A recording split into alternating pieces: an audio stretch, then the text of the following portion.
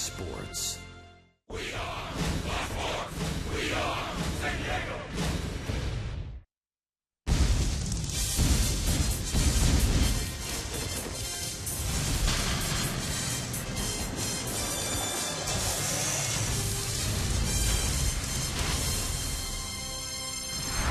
Padres and James Shields arrive in Chicago, a brief meeting with his former Tampa Bay manager, Joe Maddon. He makes his third start, does Shields.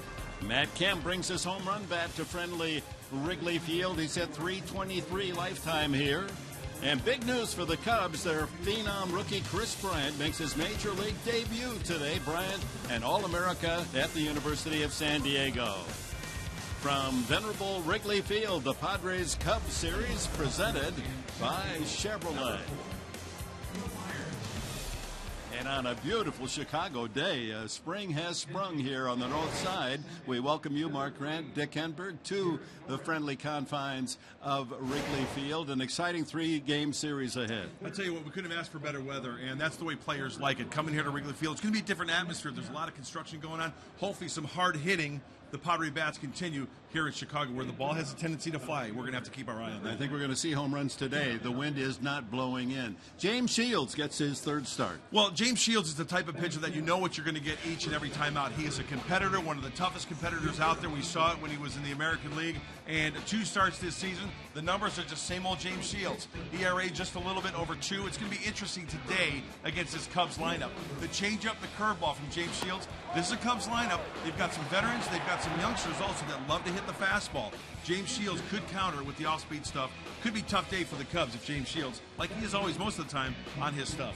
He's excited because it's the first time ever he's towed the slab at Wrigley Field. Justin Upton, what a series he had back at Petco against the D-backs. He's hit safely in all 10 games of this season. He is striking the fear into the opposing pitchers in the National League and in Interleague, the American League. But Justin Upton, what does he possess? That short, quick stroke on a mistake where he's going to just get to that baseball. And if the pitchers try to get in on him, they can get those hands in and send it a long way as well. But the current 10-game hitting streak, 12 games dating back to last year, this is a guy who, you know what?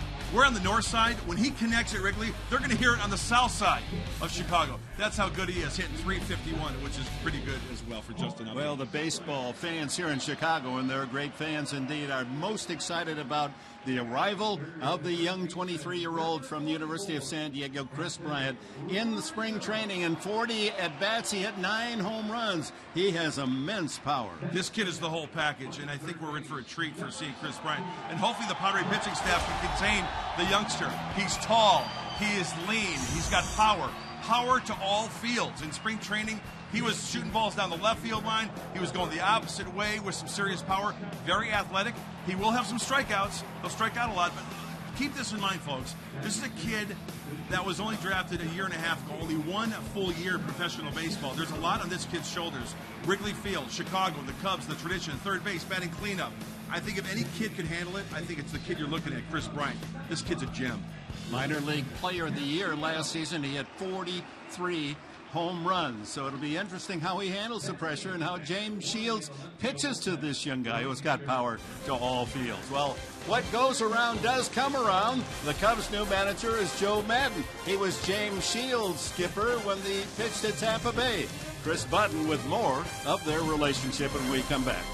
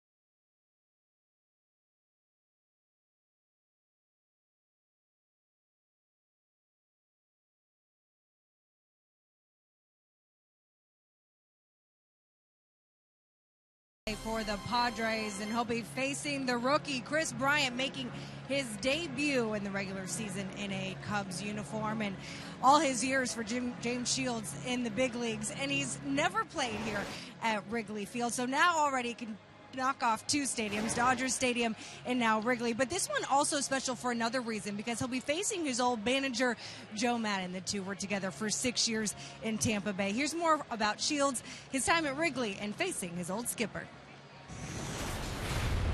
This will be pretty exciting. I mean, I've always wanted to pitch in Wrigley. And the fact that Joe Maddon's over there too as well, it's gonna be pretty nice. I'm excited to go over there and pitch. Your favorite Maddon story? Oh my gosh, there's way too many Maddenini stories, man. It's Joe's just a great guy. He's a great coach. I loved playing for him, and I enjoyed my time with him. A tremendous amount of self-confidence. I mean, he just oozes with self-confidence. Even on his worst days, you can't get him down. He's definitely about winning, but primarily I think it's his self-confidence and his work ethic were the two things about James that set him apart. And he's the guy that really flipped the pitching culture in Tampa Bay. He's the guy that taught all those other guys how to be. And if you see what's happening there right now, pitching-wise, really, he's kind of the daddy of all that stuff. And it was interesting hearing Maddon and how he was in Tampa Bay and Shields mentoring their pitching rotation, because it's kind of built the same rotation and relationship with the guys here on the pitching staff. Well, coming up, trying to build a winner here at Wrigley. Chris Bryant makes his debut, but it'll be a tough one having to face Shields. We've got first pitch coming up from Wrigley when we return.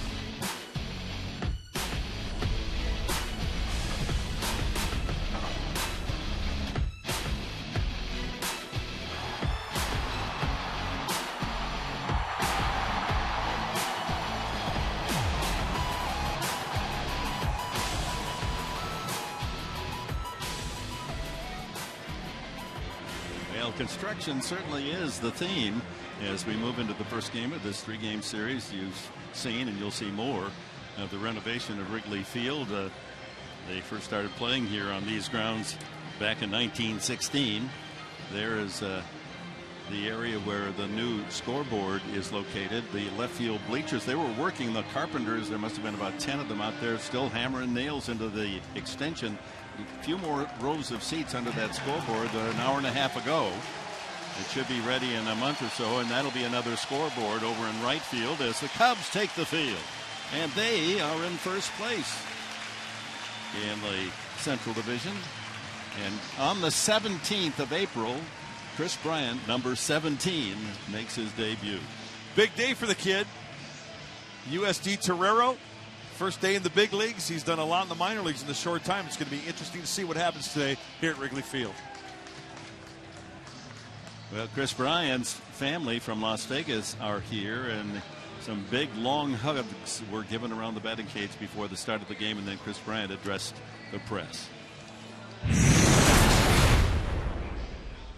I don't know. I mean, maybe a couple tears, but I mean, yeah. I mean, you can imagine your dreams coming true all in one moment, and you get to tell the people that are closest to you. That's a pretty special feeling, and you know, I wish everybody can experience that. Yeah, just about every kid who comes to the big leagues does. Some are not so fortunate, but he had mom and dad here. As soon as they heard the news, they hopped on a plane to be here in Chicago. And so much expected of him, and how well will those broad shoulders carry those hopes and dreams and expectations of Cubs fans? Well, let's look at the Padres lineup. It's brought to you by Toyota. Same as what we've seen of late with Myers, Norris, Kemp, and Upton. The first four in the batting order, they've really done a terrific job. Yonder Alonso hits 5th, Will Middlebrook 6th, Jed Jerko 7th, Alexi Amarista, and then James Shields. Jason Hamill, he's 6'6", the 32-year-old. And he's got a 2-seam, 4-seam, a slider, curveball, changeup. He'll top out about 94. He uses all 4 pitches, and he's got to get ahead with the fastball. Left-handed hitters, he'll be very aggressive. Let's see if this Padre team jumps all over the number 1 early on during these at-bats. Buddy Black's team is 6-4. They had a nice homestand, 5 wins and 2 losses against the Cubs, who are 5-3. That's the best record in 6 years for Chicago. And Hamill delivers the first pitch of the game, and it swung on, sliced into the right field corner. A long run for Solerle, and it doesn't get there. Holding at first with a long single, Will Myers, as he sails one just inside the foul line in right field. Did I say something about jumping all over the first pitch fastball? I think you did. Will Myers being aggressive. Down and away, good pitch. Just flicks that bat out there. That ball slicing. And no chance for Soler. And Will Myers, be careful. Don't twist an ankle. He did the old hop, skip, and a jump, touching first base. Play it safe. Hold it to a single. Derek Norris, the catcher, hits 2nd. Solid .270 average. It's about what he hit all season last year at Oakland. Outfield plays him slightly to pull. Judging by batting practice, we're going to see some home runs today. Ball was carrying extraordinarily well. There's a strike, barked out by Sam Holbrook. Cubs defense, we'll give it to you in a moment, brought to you by Renovation Realty.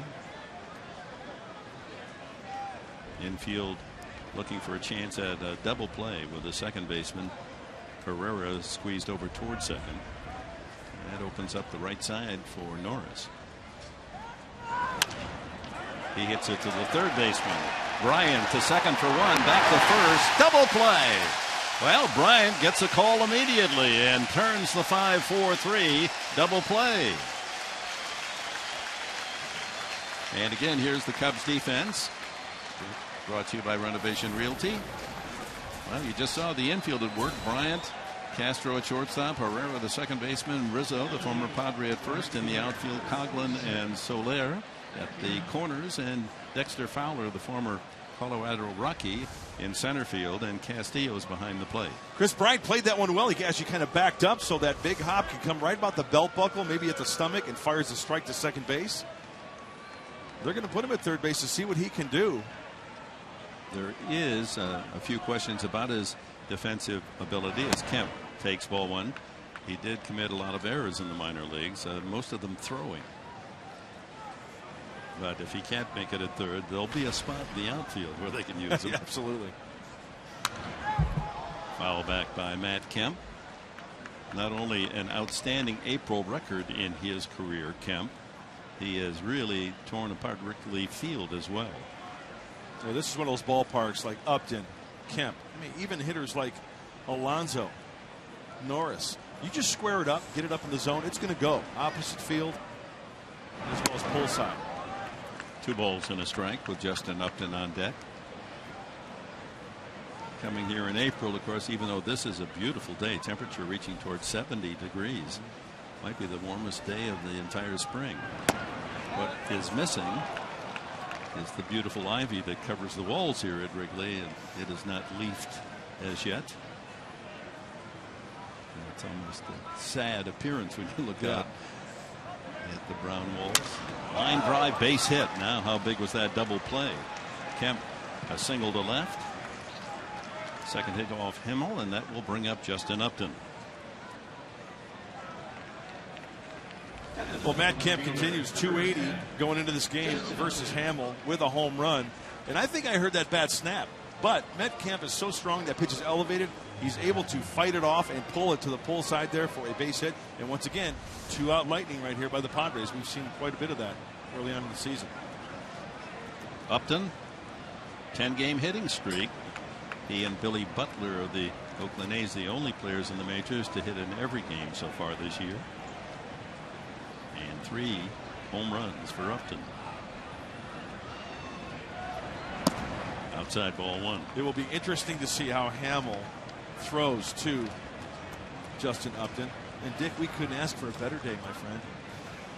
65. It feels warmer. Maybe it's because we expected it to be so much colder.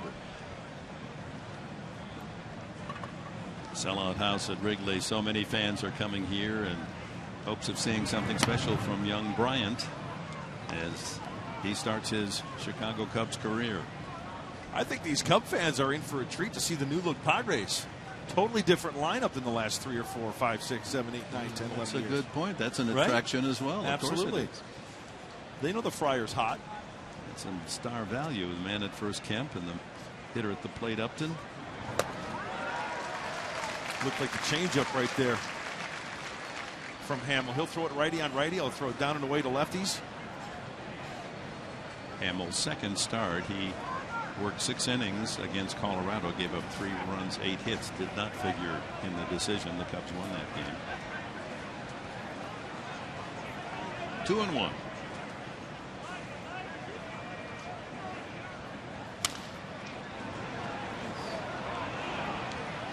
I think Justin Upton wants that pitch back. That was right down the middle, elevated. He could have done some serious damage.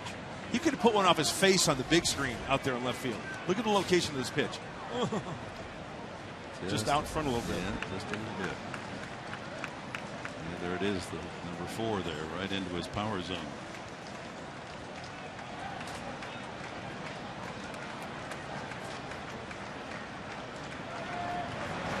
Outside in a full count. It's interesting that in this world of baseball, the carousel going round and round, Jason Hamill and James Shields were teammates at Tampa Bay. They were both drafted by the Rays.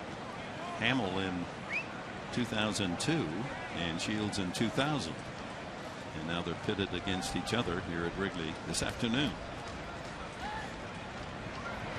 High fly ball to center field. That's hit well. The center fielder giving ground and making the catch. Fowler a couple of steps from the center field wall. A long out Upton. James Shields will take the mound against the Cubs.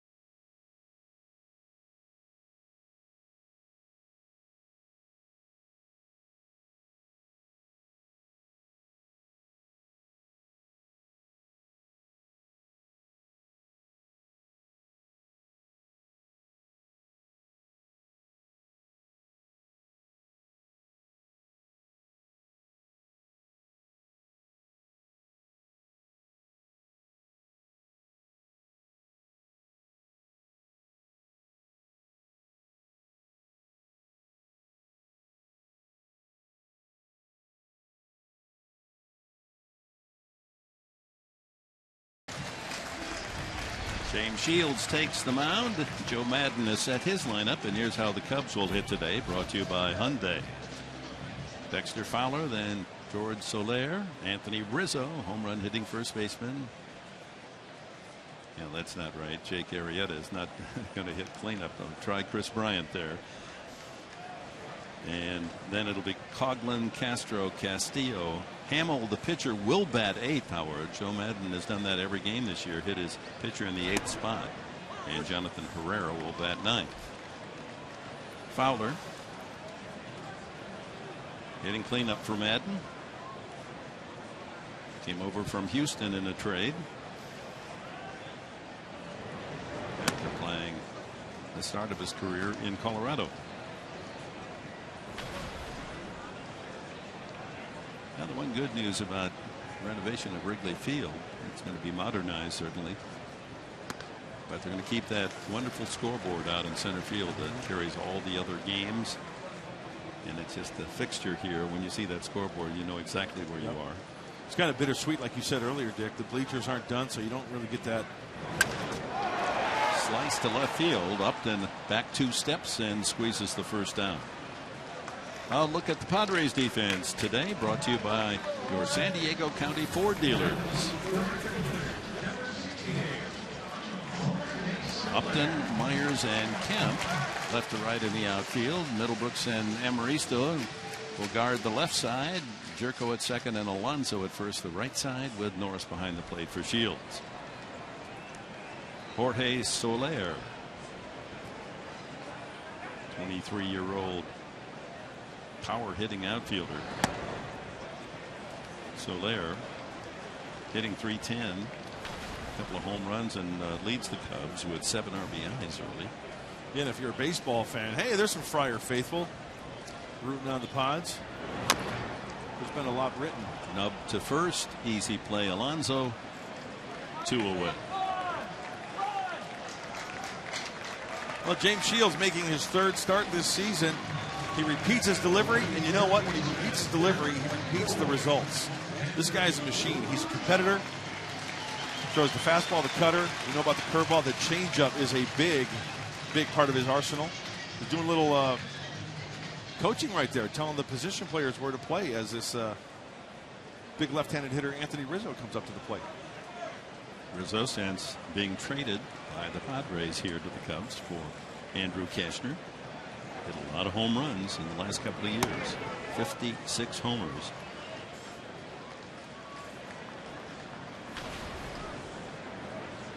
The most in the span since 2013 by Giancarlo Stanton of Miami, 62. And it's a strike. Cutter from Shields. And there's the man, Chris Bryant. I'm sure we'll get a standing ovation when he first walks to the plate.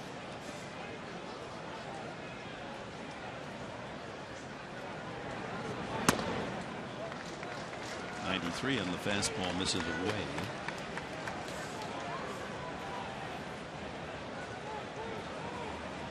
Rizzo walks a lot. Pitchers working delicately to him. And 3-1. Yeah, you can pound him inside, but he will make an adjustment as former Cub Andrew Kashner looks on. The 2 principals in the deal. You can't fall into a pattern with Anthony Rizzo. He likes the ball down like a lot of left-handed hitters.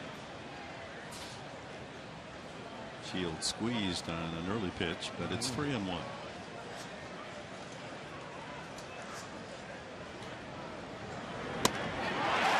And the first base runner, and here's Chris Bryant.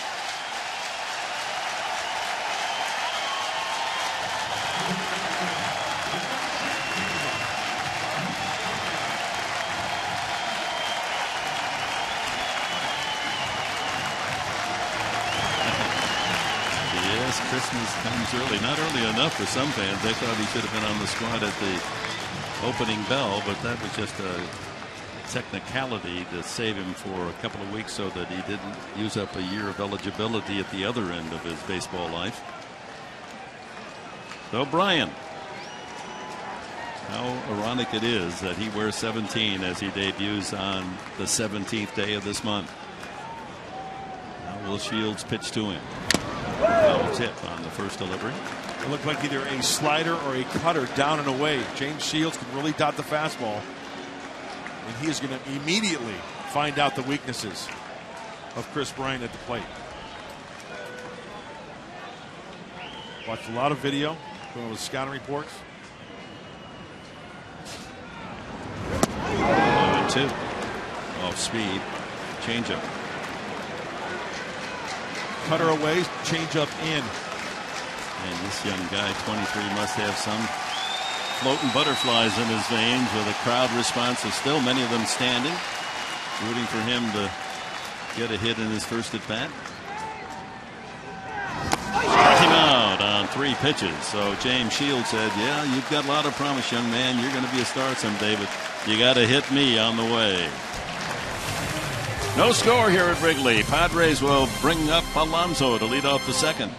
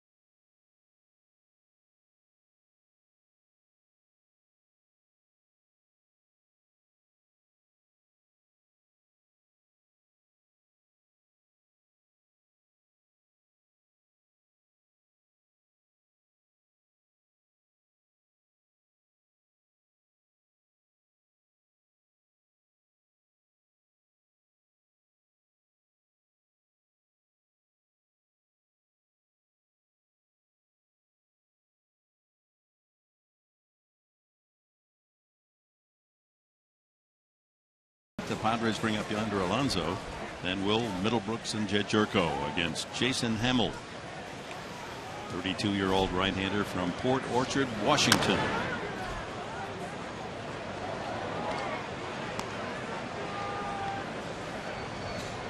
Yonder Alonso back when with the Cincinnati Reds hit his first major league home run here as he went to left center field. Going into the trot there, going the opposite field. It's going to be interesting, Dick, with that big board out there, how that's going to affect balls hit high to left field. Well, it might on windy days when the wind's from the north, it might actually help a little bit. It might knock down some of that wind.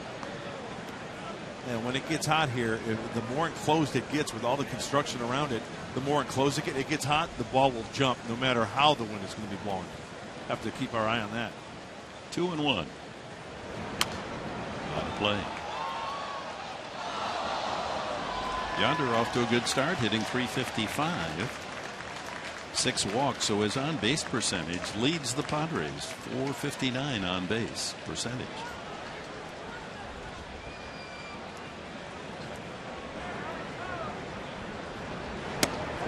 Strike 3 called.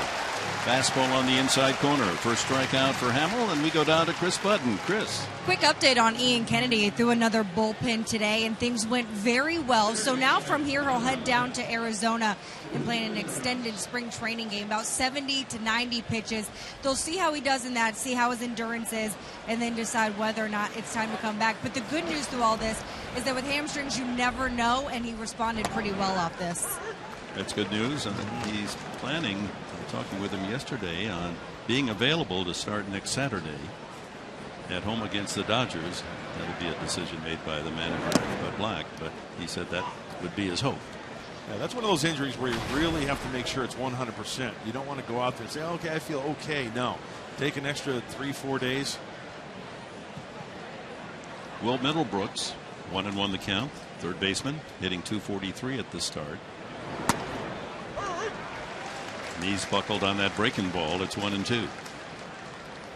Ross, Kennedy, Cashner there in line, and Brandon Morrow. The pitchers stay together.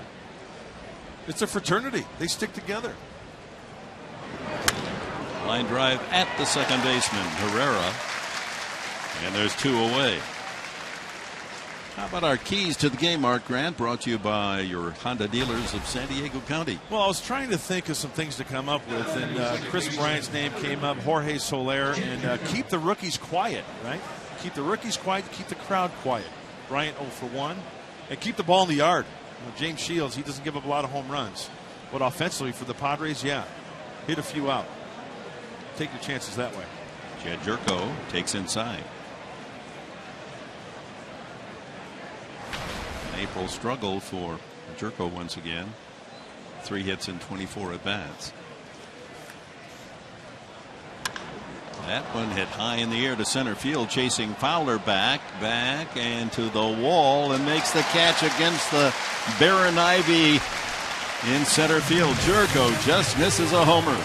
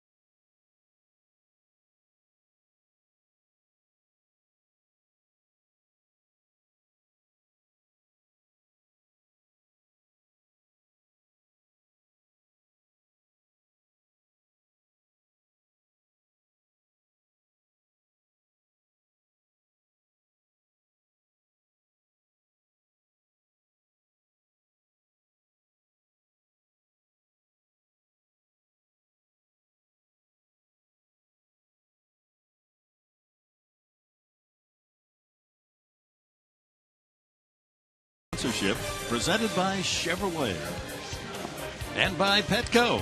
What we feed them matters.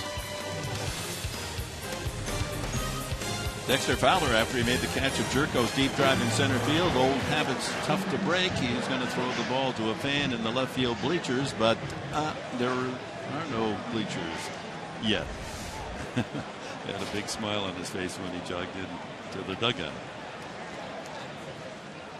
Bottom of the second, Chris Coghlan, former Rookie of the Year for the Miami Marlins back in 2009. He hit .321. And he just kind of lost his way for a couple of seasons. He's found that stroke here in Chicago, hitting .304 at the start today. And he hits that high in the air to right field. Kemp back and then forward for the catch. He just missed it. And the higher you hit the ball here at Wrigley Field, it looks like the wind is coming in from the east off the lake. So it's not a very stiff wind, but the higher you get it up, it's going to just knock it down. James Shields now will face Darwin Castro, and as you go back to 2007, James Shields tied for first in the most starts, first in the most innings pitched, 7th in wins, 5th in strikeouts, tied for 4th complete games. That's nice biography. Good package. That's what gets you 4 years and $75 million. Castro, a hitting machine since he broke in as a 21-year-old at shortstop, 3 times an All-Star. 846 hits in 4 years plus part of another. Pops it up right side. Alonso drifts out and calls and takes that into foul territory. 2 away. Catcher Wellington Castillo. The Cubs, one of the few teams in the big leagues to carry 3 catchers. Miguel Montero, the former Arizona Diamondback that they acquired in the offseason. And David Ross, a solid backup veteran catcher, and Castillo. Well, Joe Madden likes to carry 3 catchers, and something he also likes to do is play a lot of players at different positions. Hey, if you can carry 3, why not? Swing and a miss. Castillo just 6 at bats, a couple of hits. He had a pinch hit home run the other day. And he might be in the lineup as they dangle him out there as a possible trade bait.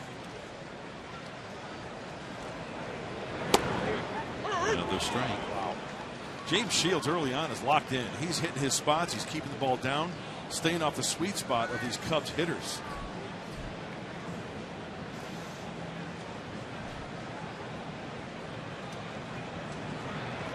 Swing to miss, strike 3. His second strikeout, a changeup gets Castillo. 1-2-3 inning for Shields, and after 2 at Wrigley, no score.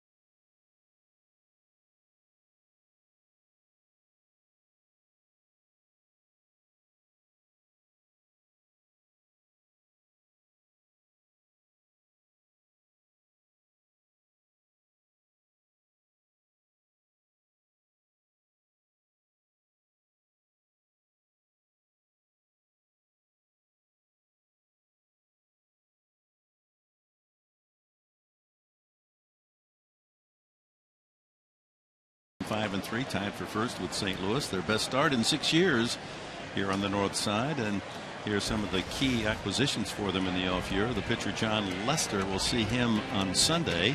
Jason Hamill was here last year, went to Oakland, now back as a free agent. Montero acquired from the D-backs. Fowler from the Astros. Listella, who has been placed on the DL from the Atlanta Braves.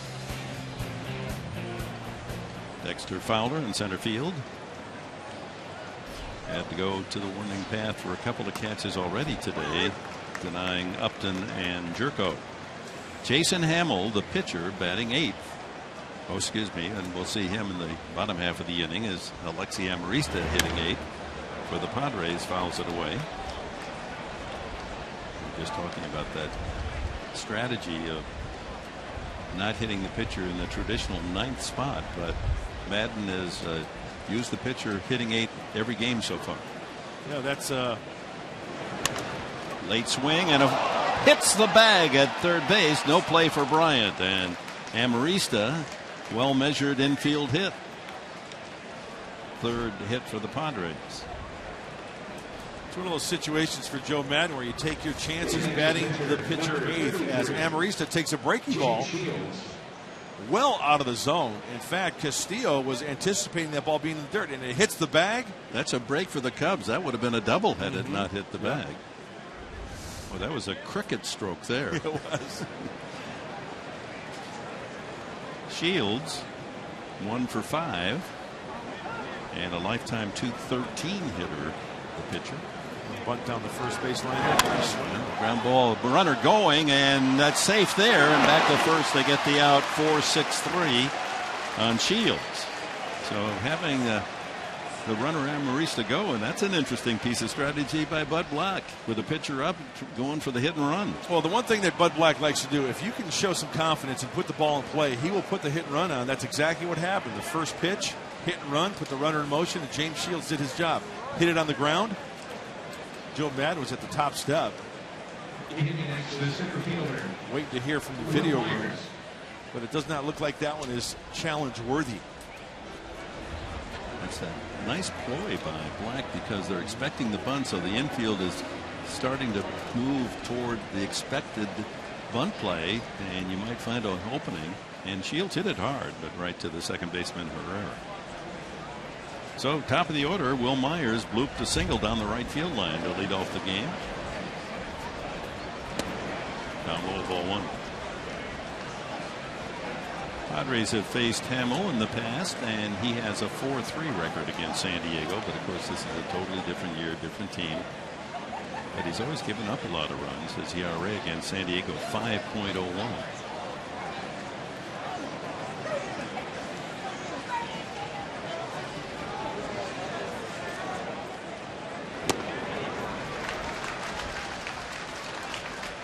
And a strike to Myers. Derek Norris on deck.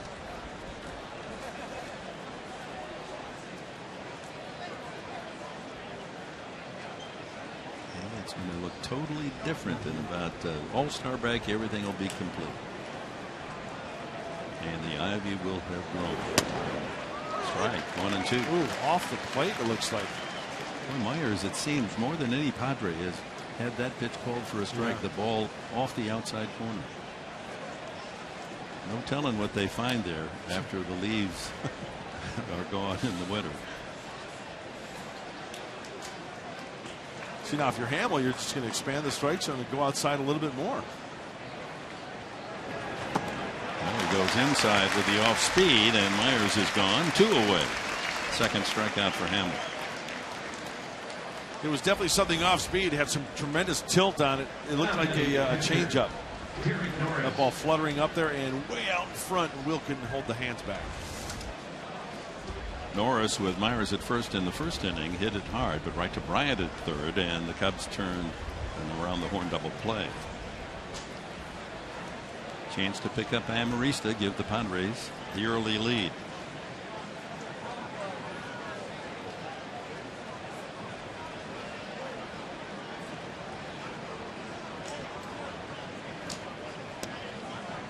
So with the second scoreboard being built just along the right field foul line, it's going to take away the seat that I had when I came here the first time back in 1959, 1960. Really? Yeah, the right field bleachers are gone. There won't be any seats there.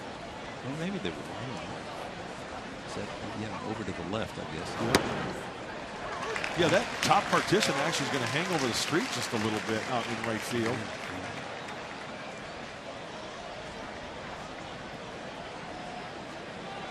Wrigley Field turning modern. Modern technology. Fans you saw across the street in the upper decks of the houses there. 0-2 to Norris. Backs him off. 92 on the fastball. So there's been some lawsuits, and not on that man, Harry Carey, or his likeness, but the folks out there in the outfield and their homes have made some nice green by fixing up their roofs and selling tickets to games where you can look in from right field a close distance, and they have TV and radio there, and they serve the food and libations But they're going to be blocked by these new scoreboards, some of them. Ground ball to short. Castro up with it. And the Padres denied in the third. The pitcher, Hamill, will lead off the Cubs third.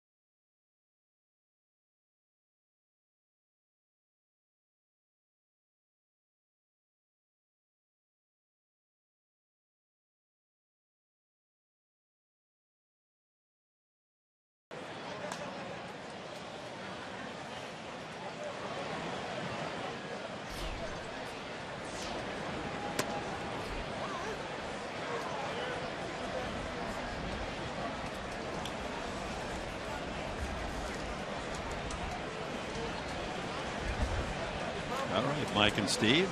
Jason Hamill, the pitcher, delivers a shot to left field into the alley and all the way to the wall. Upton fires into second base. Hamill has a double. Well, Joe Madden knows what he's doing. Hits the pitcher eighth, and he leads off with a double. He's now 3 for 4 hitting on the season, Hamill. James Shields hangs a cutter or a slider on him, and it's right down the middle. Boy, look at the high leg kick. Throws that head of that bat out of the reach of Justin Upton. And you're right, Joe Madden looking pretty sweet right now. First time that Hamill has gone for extra bases in 3 seasons. 12 straight pitches have been thrown as strikes by James Shields, but Hamill looking for something and got it. Doubles to left. Now Herrera with a bunt try.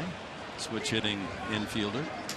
You know, talking to Joe Madden and some people with the Cubs, just elaborating on that subject of the pitcher hitting eighth. Essentially, when you look at the lineup, then Fowler's hitting second, Soler hitting third, Rizzo fourth, because Jonathan Herrera in the number 9 spot almost acts as if it's a leadoff hitter, and it gives the guys maybe more RBI opportunities. Jabbed at and missed.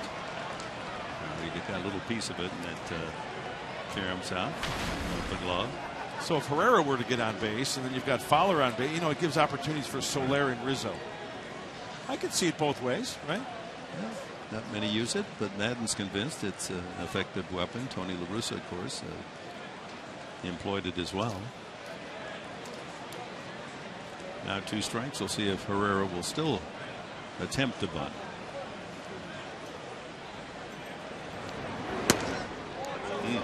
Pretty good pitch. Yeah. Tried to backdoor the cutter right there, and I mean, not a bad pitch being a ball. He wanted to maybe have him swing at it, take a bad hack at it. See if he drops a changeup on him right here.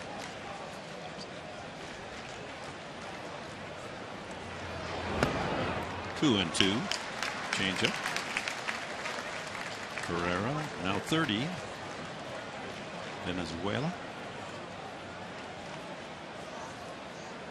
Lifetime 263 average in the big leagues.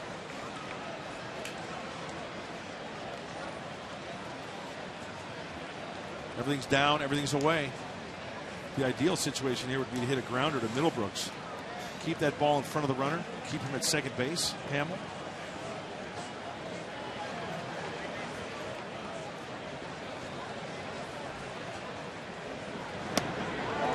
This is again. So from a two-strike advantage, full count to Herrera.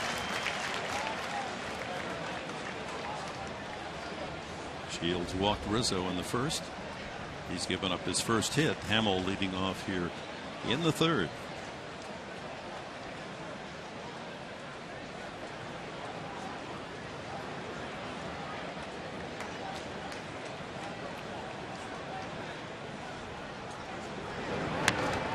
Good bunt. Shields with a good play. Throws it away. Backed up by Jurko. That's going to score a run. Hamill comes in. Herrera safe at second.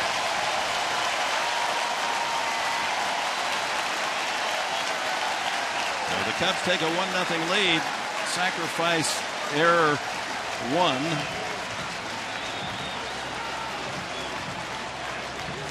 No RBI. I think James Shields just rushed it. He had plenty of time. He bare hands it. No problem with the bare hand, but watch how he just kind of keeps going and throws, kind of drags his back foot and works underneath it, almost like it's a shot put. No chance for Alonso to catch the ball. I think he had a little bit of time to set his feet a little bit and throw on the inside part of the bag. Not the case, and the Cubs got something going. Herrera trades places with Hamill. Still no one out. Fowler squares to bunt.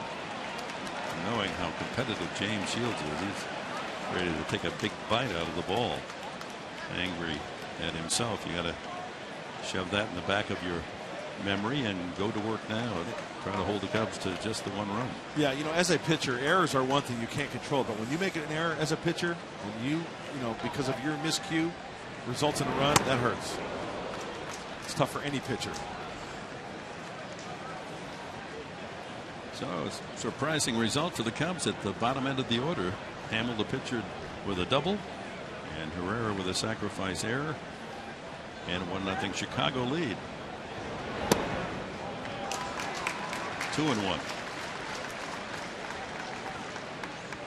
The error just compounds the fact that Shields had a 2-strike advantage on Herrera and finally went 3-2 and had to throw a good pitch, what Herrera was able to bunt successfully.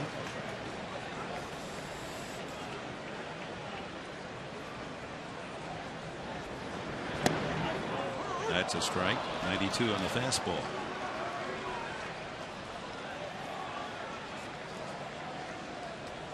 This is a team that is improving rapidly, the Chicago Cubs. A master plan working. Theo Epstein, president. General manager. Ground ball sharply to Alonso. Skids to a stop. Feeds it to Shields for the out. And holding at third is Herrera. That serves as a sacrifice. And brings up Jorge Soler. Be one of the first to check out one of the newest seating areas at Petco Park, The Point, presented by Ballast Point. The new seating area in left field features in-seat waiter service and beer from Ballast Point with great views and field. Get your tickets to The Point for the next Padres homestand at Padres.com. And a good homestand it is. Don't forget, opens a week from today against the Dodgers. The Dodgers are in next Friday, Saturday, and Sunday. Then Houston for 3 and Colorado for 3. 9-game stand. It looks like the stands from the Roman Coliseum right about there, huh? Here's Soler. He grounded to first in the first. Infield drawn in. Tried to cut off that run from third. Herrera. Maybe he can roll over on a changeup and keep the ball in the infield. He takes a good cut, this Yes, he 23-year-old from Havana, Cuba. Two-strike approach? Throw that out the window. He's built a lot like Yasiel Puig. Big, broad-shouldered power hitter.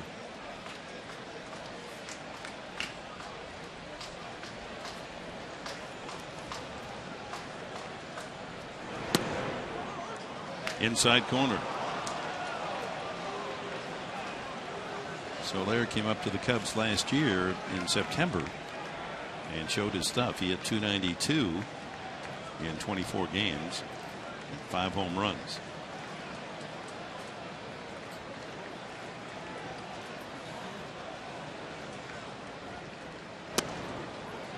Back inside again. 2-2 to Soler with Anthony Rizzo on deck.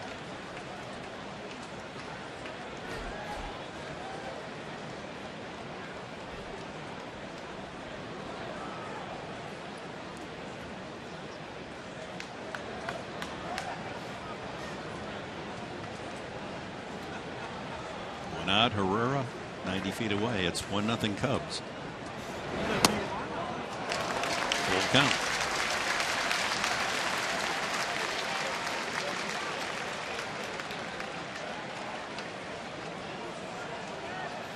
Hey, remember James Shields, he'll throw that changeup anytime. Soler loves the heater. You might see him pull the string here. Swing and a miss, strike 3, and you're right on, Mark Grant. That was the changeup. Third strikeout for Shields. Perfect spot to punch out a hitter, man, at third, 1 out. Runner on third. Soler wants to get that runner in. I'm looking for the number 1, but he pulled the string on him. A reminder, this afternoon's game is presented in HD by Sony 4K. So with 2 outs, Anthony Rizzo up, and the infield can move back, and the shift is on. Middlebrooks, the lone figure on the left side, doesn't swing that far towards second. With Amarista over on the second base side, almost in the ideal second base position. Jerko splitting the difference between Amarista and Alonso. Be interesting to see how James Shields pitches to Rizzo here.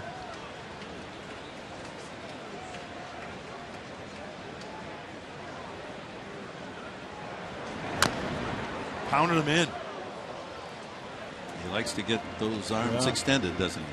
You have to get it in, though, because remember what happened to Adrian Gonzalez in Los Angeles. If you don't get it in, even if it's in the inner third, Anthony Rizzo has learned to get those hands through and do some damage on that pitch on the inside part of the plate.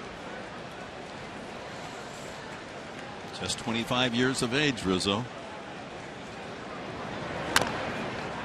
Fouled again. So you've got Soler, he's 23, Rizzo 25, and now Chris Bryant 23.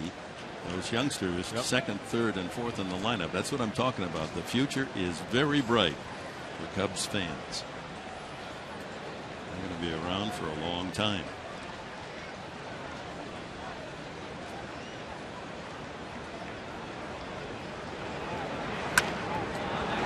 Fooled on the pitch, protected.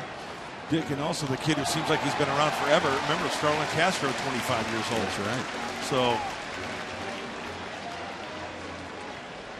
a lot of promise for this organization. And they've got another one that's going to be here shortly, Baez. Javi Baez, who's their number 1 pick. See James Shields. Will Middlebrooks is playing so far over that Herrera at third base. Look at how far Herrera's Shields down the line. He's stepped off. Oh my goodness, he was almost halfway to home plate. Fans loving it, as Herrera indeed is about 50 feet from home plate when Shields went into the stretch. Here he comes again. That could be unnerving. Rizzo calls time, 1-2. Look at Herrera, he's just baiting James Shields there. In the dirt, and that's going to score a run. Oh, my.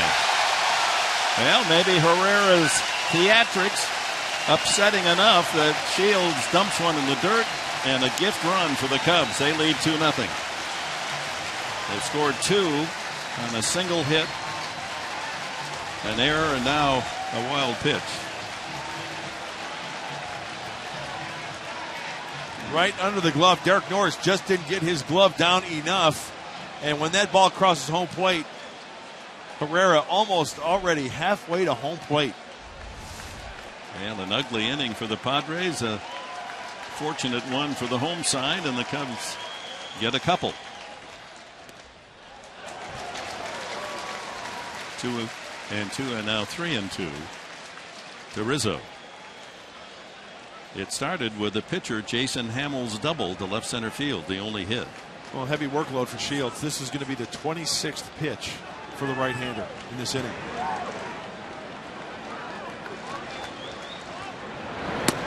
Strike, 3 called.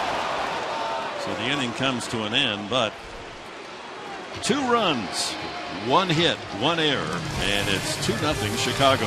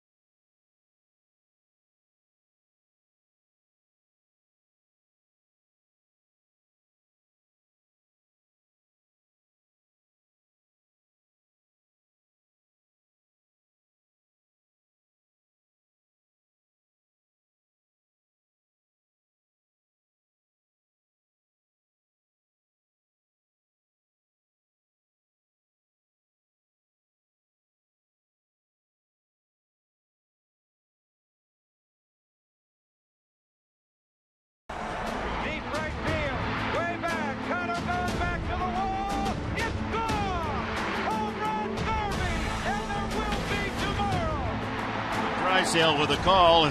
Padres history brought to you by Geico. That was October 1984, the NLCS Game 4 against the Cubs. Steve Garvey, walk-off 2-run homer against the Cubs. Lee Smith. Interesting. Don Drysdale's voice and name should emerge because on this date, April 17th, he made his major league debut in 1956. Kemp singled his first time. 2 strikes to count. Kemp, then Upton and Alonso with Jason Hamill, his bat, kicking off that inning, and a couple of runs for him to work with. I think it's key for the Padres to at least get 1 run this inning after the Cubs getting 2. An earned and unearned run. Foul back. Last inning. Highest career batting average in April. .318, tied with Starlin Castro of the Cubs. That's not April showers. That's April thunderstorms right there. That's raining hits. Miggy Cabrera, .329. Oh, man. 1-2 to Kemp. Singled to left field his first time. Dick, I'm just waiting for Matt Kemp to lay into one and go opposite field and just rattle one off that erector set out there in right center. Hasn't homered yet. 14 hits, now 15 with a single today, is among the National League leaders. So that will be the grandstand in right field. Bleachers there, that structure, and the scoreboard will be to the left of the Budweiser sign. Ground ball foul. So 1 earned, 1 unearned run of the 2 scored by the Cubs in the 3rd. Here, there's that Budweiser, and I think that if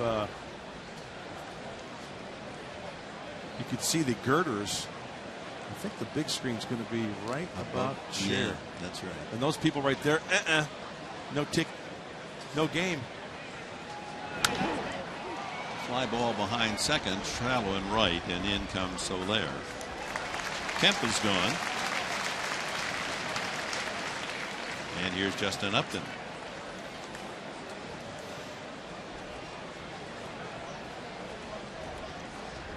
Hamill, an interesting year last season. He started the year with the Cubs, and then in July, that big trade to Oakland, Jeff Samardzija and Hamill went to the Oakland A's for 3 minor leaguers. And then after the year, he's a free agent, comes back and signs with the Cubs. Yep. He likes it here. He's 4-1 lifetime at Wrigley.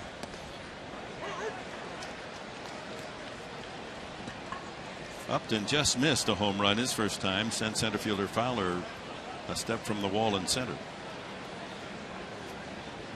10-game streak this year.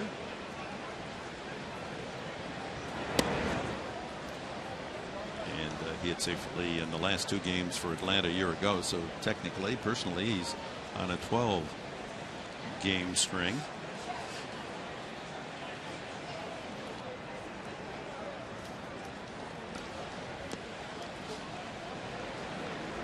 Two and one.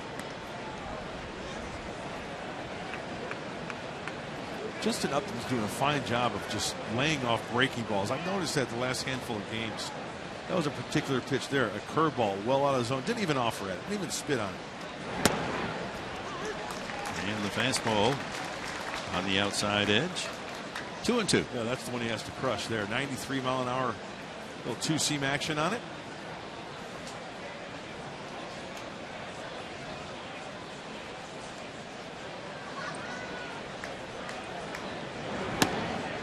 Strike 3 called.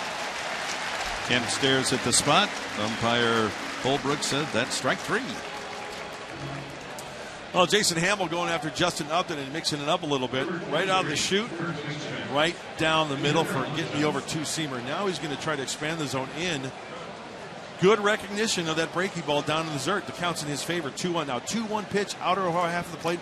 That's the one he should have crushed. And then he finishes him off on that outside corner with the two-seamer again. Good pitch. Alonso flares that one foul. So Hamill trying to spot the fastball and mixing in a little bit of breaking stuff to go along with it. 50 pitches now for Hamill. 2 outs in the 4th. It's about on target.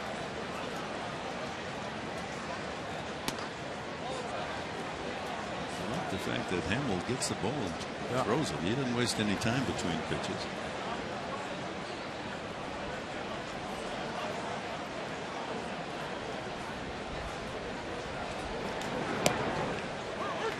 Breaking ball strike, 1-2.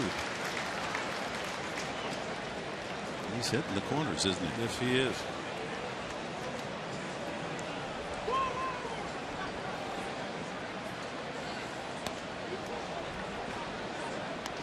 Changeup he wastes away.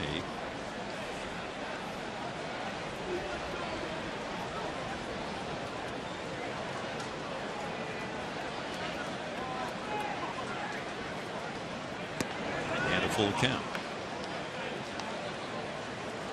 He hasn't walked anyone as yet. He struck out 3, given up 3 base hits, singles by Myers, Kemp, and Amarista.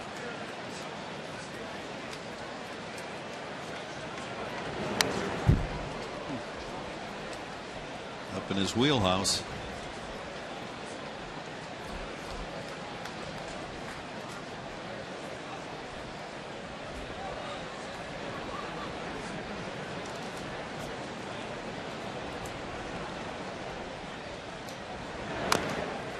Foul at the plate.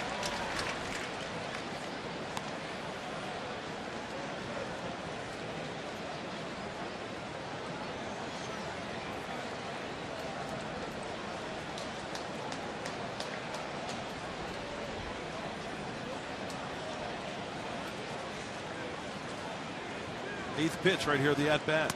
And he earns a walk. 2-out walk will bring the tying run to the plate for the Padres. and it's Will Middlebrooks. As we mentioned, the Dodgers are coming to Petco. They'll host the Dodgers, the Padres, April 24th through 26th. That's next Friday, Saturday, and Sunday. And all fans get a free 2015 pet calendar presented by Cox on Saturday. So get your tickets now. They're going rapidly. We expect 3 big crowds. Padres.com for your tickets. Middlebrooks line to second his first time. It's kind of neat. One of the things here at Wrigley Field when you look at the standings.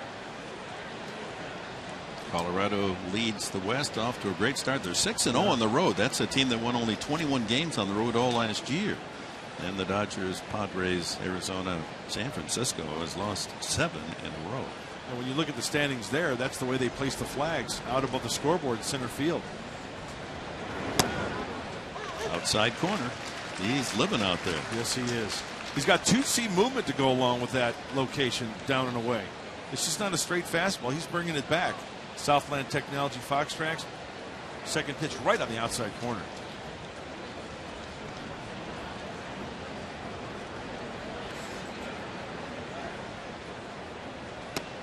Wow. Pretty good pitch. Middlebrooks not offering.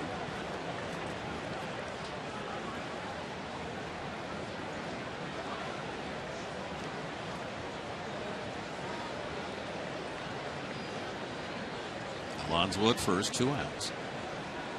He goes. And it's a fly ball to right field, hit pretty well. And that ball's going to carry over the yard. My goodness, it just kept going, and Will Middlebrooks will touch them all. It's a 2-2 tie. Soler easing back, and Middlebrooks' drive just kept right on going till it could find a girder in right center field. Second homer of the season for Will. It's a 2-all tie. A walk and a home run with 2 outs, and the Padres once again strike with 2 away. Hamill went with a 2-seamer away, just caught too much of the plate, and a nice swing driving with those legs. Will Middlebrooks driving it to the opposite field, and with one swing of the bat, the Padres tying it up. Jed Jerko just missed a homer his first time up. Sent Fowler right to the wall in deep center. Hey, construction zone, watch out, incoming, wear the hard hat. Breaking ball bends in there, 1-1. Well, 0-2 rather. Dick, I'll be quite honest with you. I didn't think that ball was going to travel like it did. No, the balls we've seen hit today already, I didn't think that ball was going to be a hit as far. Pulled to the third baseman, Bryant. And the inning comes to an end, but the Padres, with a 2-out walk to Alonso, get the home run from Will Middlebrooks, second of the season. And in the middle of the 4th inning here at Wrigley Field, it's the Cubs and the Padres even at 2.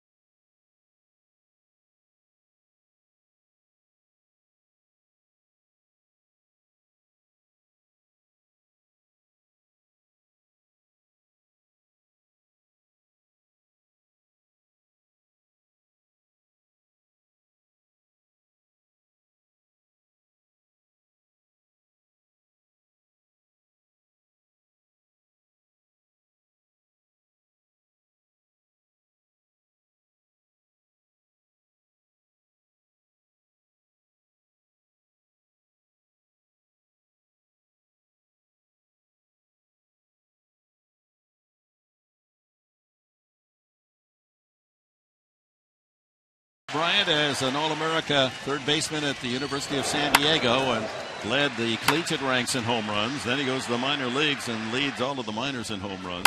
Led everyone in spring training in home runs.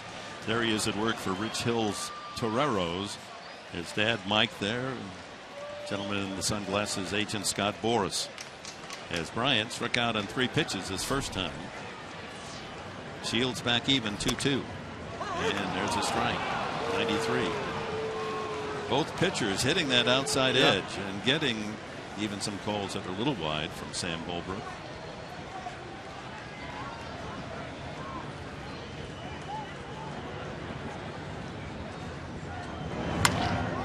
Ooh, hammers that one. That's a wicked ground ball into the ground. Well, the first time up, here's what James Shields did.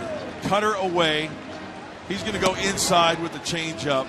Talk about putting on a clinic, and then a changeup to put him away. That's an uno dos adios. You could see Bryant really eager. He came out swinging. He wanted to get it done. There's a foul again. That one goes off the barrier and skids down into the bullpen of the Cubs. Look at those numbers. Last year in the minor leagues, 2 different stops as they elevated to AAA. Hit .325, 43 homers to lead all of the minor leagues.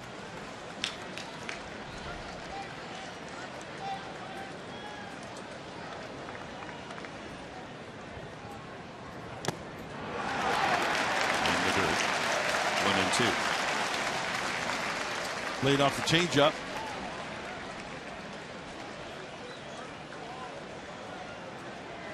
Fans that want to take home a sample of Bryant, his debut someday, 10 years from now. Say, I was there. I was there that first game. How about Chris Bryant wearing number 17, like you said? On the other side of town, San Diego State Aztec Mark Grace wore number 17 with the Cubs. So a Torero and an Aztec wearing 17 as a Chicago Cub. Backs him off 2-2.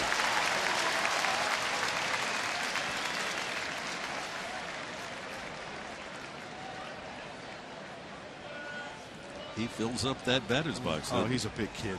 And, you know, a prince of a kid as well.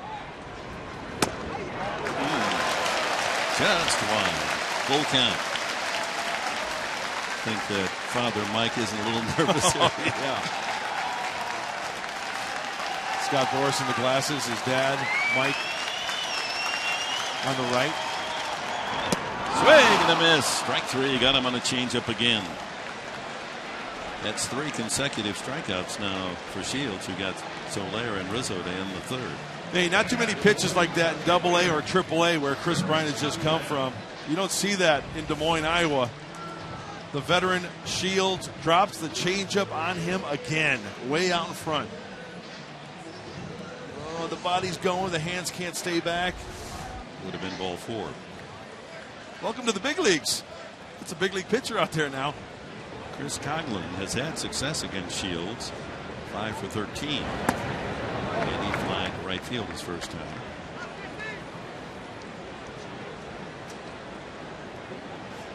Shields 15 strikeouts in his first 13 innings, and he's got 5 and 3 1/3 today.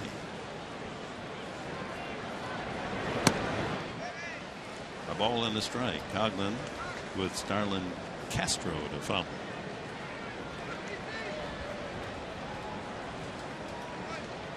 You see there's a big circle 14 where we have San Diego behind home plate at Petco Park. Here it's a reminder of the great Ernie Banks, this whole season dedicated to the Hall of Famer, shortstop, great player, great man.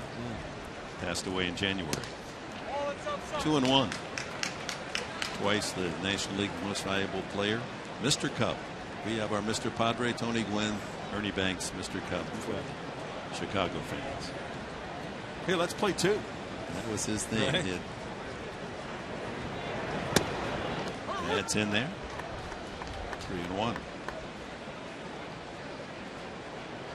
He had such a joy and passion for the game. Always had a smile. He wasn't kidding when he'd say, "Let's play 2." I know. Yep. He loved having that uniform. Great people person. Great with the fans. And he loses a 1-out walk to Coughlin.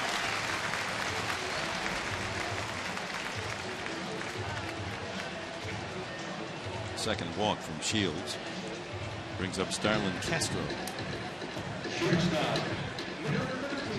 Well, Bud Black looking over the lineup. That gives us a chance to remind you tomorrow we'll be on the air at 10:30. Fox Sports San Diego, the Padres pregame show live. It'll be Tyson Ross against Kyle Hendricks.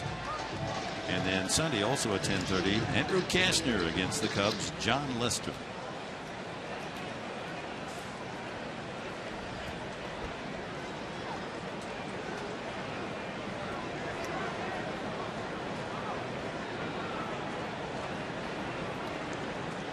That's not his best move. And then after 10:30 starts on Saturday, Sunday, to Colorado, where there's a prediction we could have snow on Monday. There's the better move.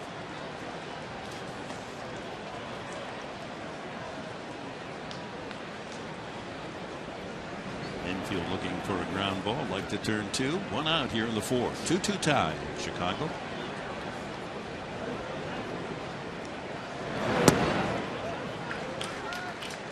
Over but low.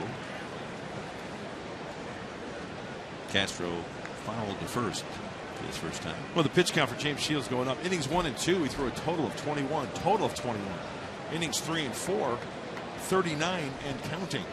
Yeah, he had a 7-pitch inning in the second. Making him work. Castro, a light hitter initially as he came up, but he's maturing and showing power as well. He hit 14 homers last year. 292 average as he made his 3rd All-Star game. Yeah, he can get a little froggy sometimes, get pull happy, and James Shields will just expose that. Pull the string on him, breaking stuff down and away like that. Right? Doesn't take long for to watch video and the word gets out.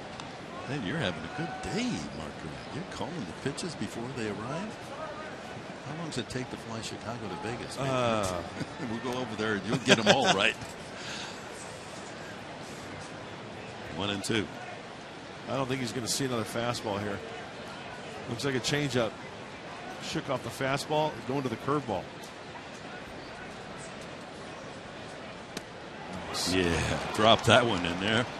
Strike 3. 6 strikeouts now for Shields. 2 away to Wellington Castillo. MLB.TV Premium, the #1 live streaming sports service, is celebrating 13 years. Watch every out-of-market game live or on demand in true HD. Over 400 mobile devices and connected devices as well. Real-time highlights, live look-ins, pitch tracking widget, and much, much more. Every night on every device.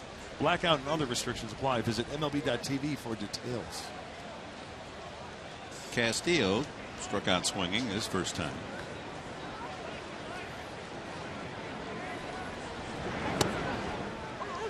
Right through the zone, strike 1. 27, Dominican Republic. 13 home runs last year, equaling his best as a major leaguer. Coughlin still at first, 2 out. Way out in front. Well, he gave up a couple of runs, 1 unearned in the last inning, but struck out 2. And he's a pitch away from striking out the side here in the 4th. James Shields.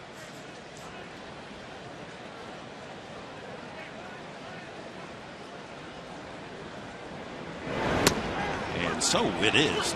Strike 3. Bryant, Castro, Castillo. Taste strike 3 from James Shields. 7 strikeouts in the game. Padres will have Amarista, Shields, and the leadoff man, Will Myers, in the top of the 5th.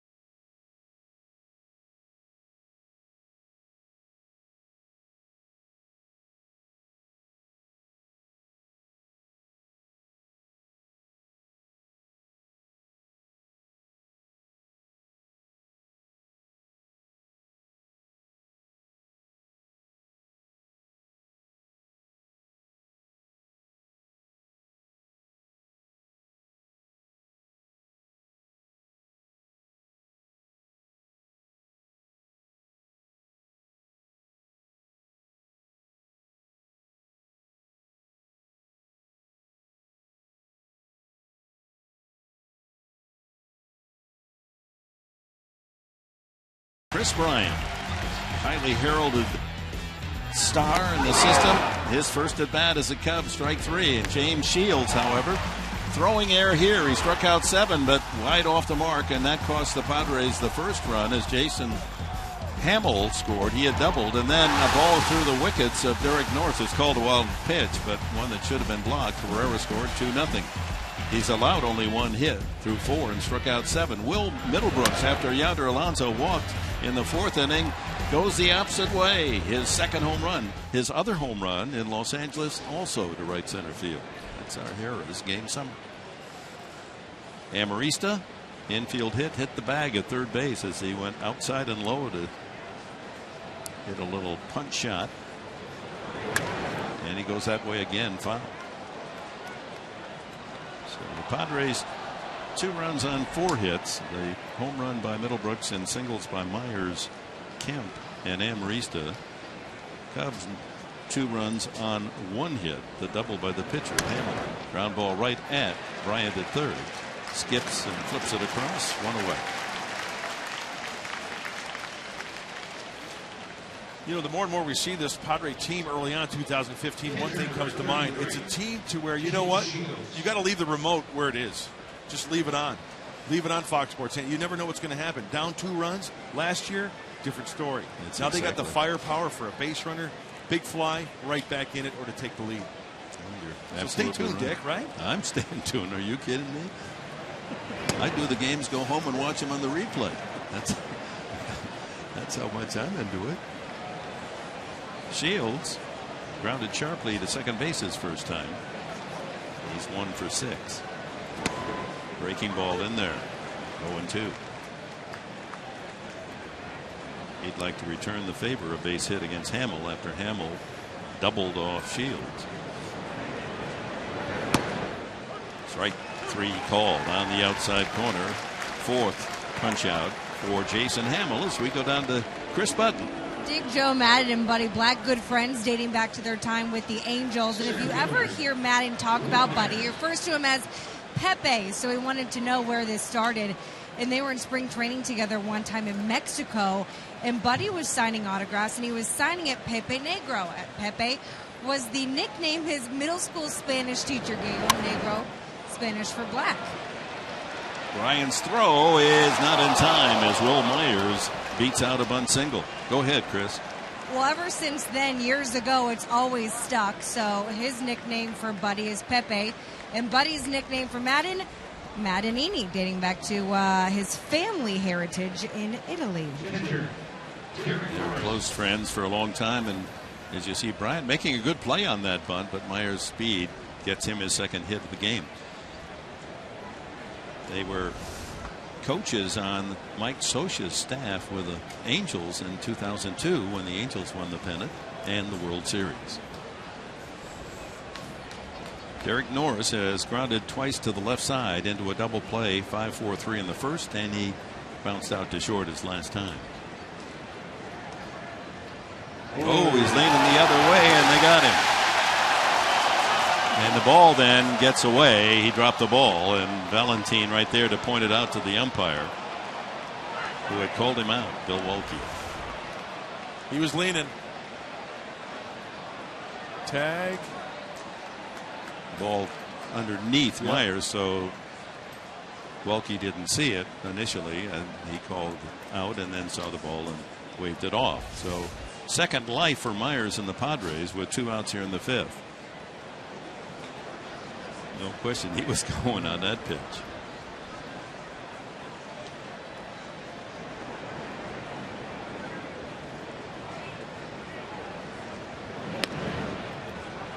Right fielder Soler way off the line for Norris. The right field corner wide open. Look how shallow he's playing as well.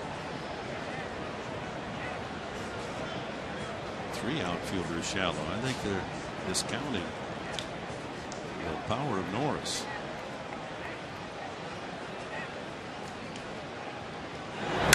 Line drive caught by Bryant. Chris Bryant with an outstanding stab takes a double away from Norris and maybe a run. Hey Mike, that's my dad. He's my son.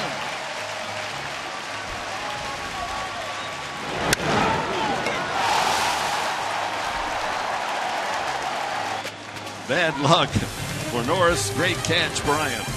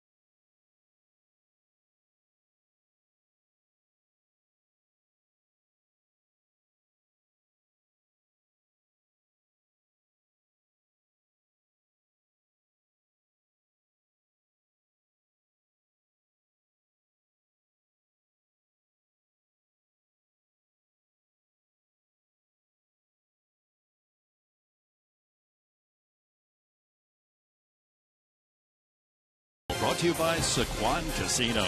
Only 30 minutes from Petco Park.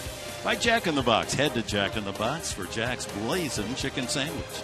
And by Mercury Insurance. You could get 2 free Padre tickets. Learn more at mercuryinsurance.com. Jason Hamill, who doubled leading off the third inning, and that set off a 2-run third inning. It's the only hit allowed by James Shields, and he leads off again from that 8th spot in the order. And it's 1-1. 1 hit allowed, 2 walks, and 7 strikeouts for Shields.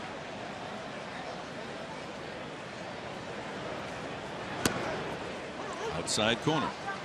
They don't give the batting statistics in the media guide for the Cubs hitters, so we don't know how well Hamill has hit lifetime, but this year he's hitting .750. He's 3 for 4.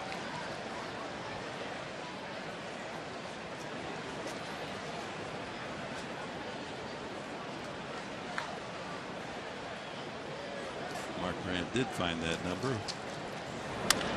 Another fly ball hit well to left field. Upton calling. Can he get there? Yes, he just does close the gap. Boy, Hamill has hit the ball hard twice, same spot. Once for a double, and that one Upton had to use all of his speed and reach to get there.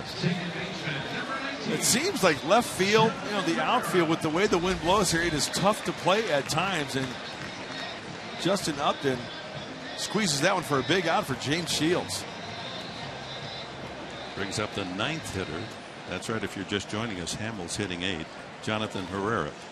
Just to go back to Hamill's career major league average is only 123.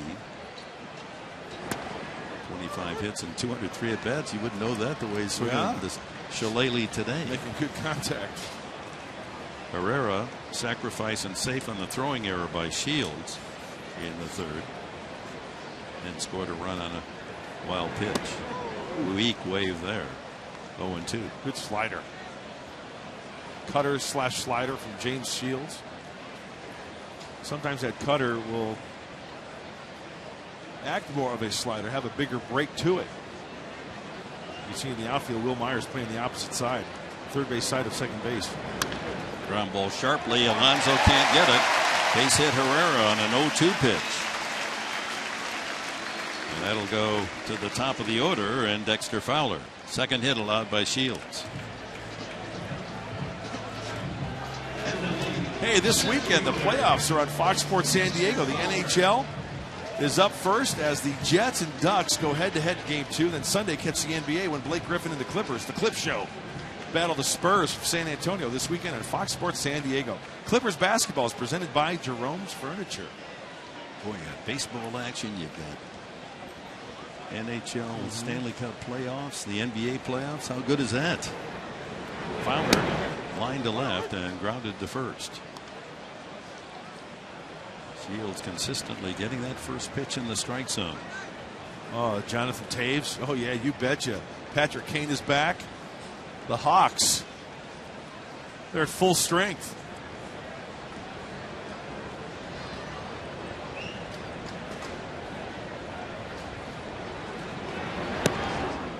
With two major league teams, the Cubs and White Sox, with the Chicago Bears in the NFL. Great city. Huh? Isn't it a great sports town?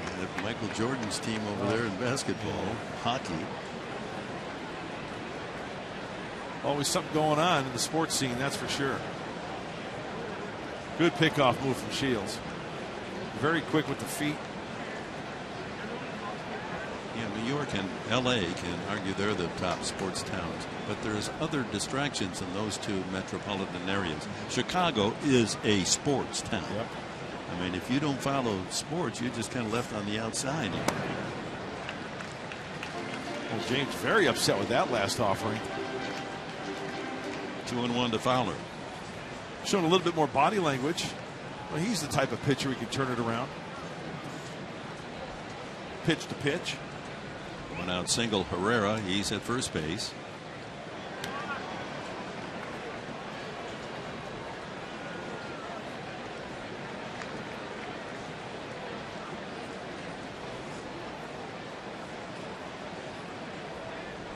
.31 career pickoffs for James Shields.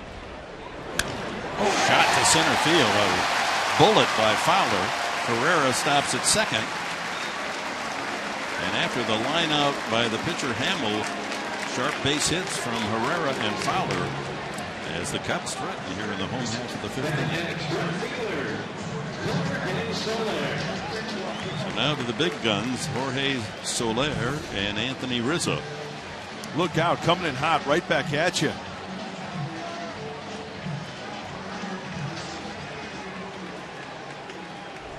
Getting through that ball nicely with that swing, flicking the wrists, hitting the sweet spot there. So 2 on, 1 out here in the fifth inning, a 2-2 tie. Soler is grounded to first and struck out.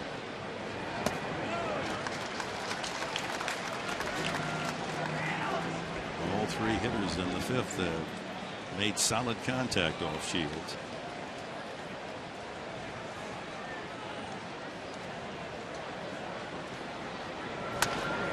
Oh, that's another shot up the middle. That'll bring Herrera home. And on to third goes Fowler. It's 3-2 Chicago. Soler with his 8th RBI of the season. He leads the Cubs. Well, the Cub hitters this inning getting the head out. Herrera, Fowler, Soler. Whoa. Hockey suit. Double play if Shields can self-defense and come up with that ball, but right through the glove into center field. That was a bullet back through the box. Now Rizzo. He's walked and struck out. And after him, Chris Bryant.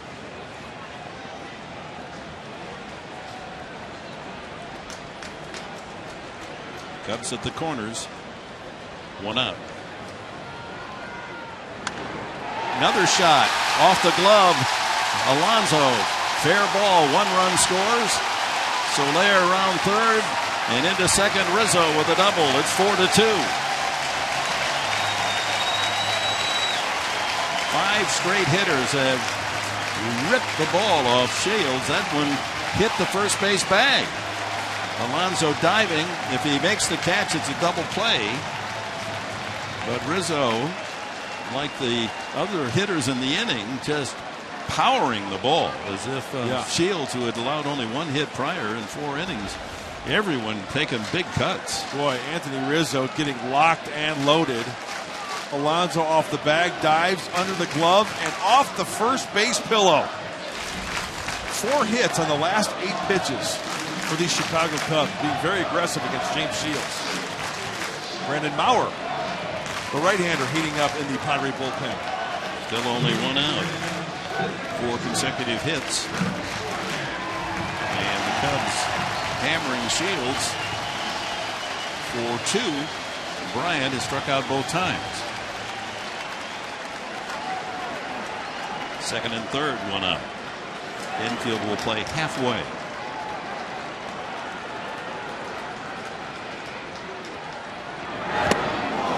Tied him up inside, well inside.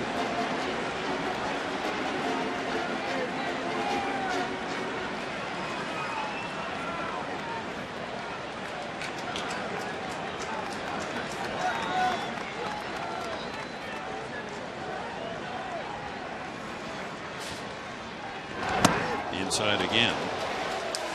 Well, 2 times at Chris Bryant, this being the third against James Shields, and he struck him out both times. This one had a changeup down the middle, but below the knees. The second at bat, oh, he pulls the string again. Right back to the well for the strikeout. And this at bat, 2 fastballs in off the plate.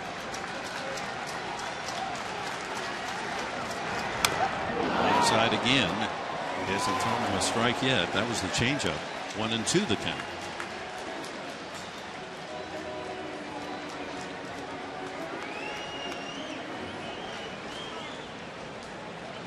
You smell a changeup coming here, Dick? It's worked every at bat, hasn't it? Yeah. And James Shields is good enough to where he can locate it down in the zone.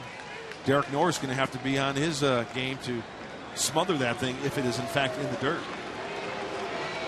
After pitcher Hamler lined out to deep left field, Herrera, Fowler, Soler singles, and Rizzo an RBI double. Got him again. Cutter. Wow. James Shields just slicing and dicing up Chris Bryant this afternoon. 3 at-bats, 3 strikeouts. Pounded it hard inside, finishing him off down and away. He had him thinking so much inside that he said, you know what, I'm going to go outer half, bad hack for the strikeout. 83 total pitches, 2 outs now. The infield can back off. Chris Coughlin has fly to right and walked. Okay, you get about 3-4 pitches inside, right, from James Shields. Now he throws the cutter down and away. Look at how out of whack that hack is right there by Chris Bryant. He's definitely thinking inside. Norris digs that one out of the dirt.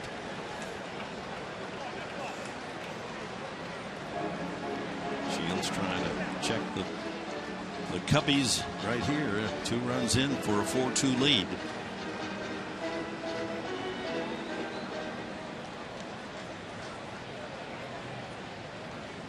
Bryant, a lot to think about. I mean, all the pressure you can imagine, all the expectations flying up from New Orleans, the Iowa team playing there last night, and his last at bat in the minor leagues, what did he do?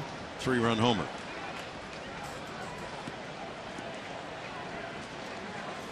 His problem today in striking out 3 times, he hasn't really swung at many strikes. They've all been pitches off the plate. So back to Coughlin, 1-1.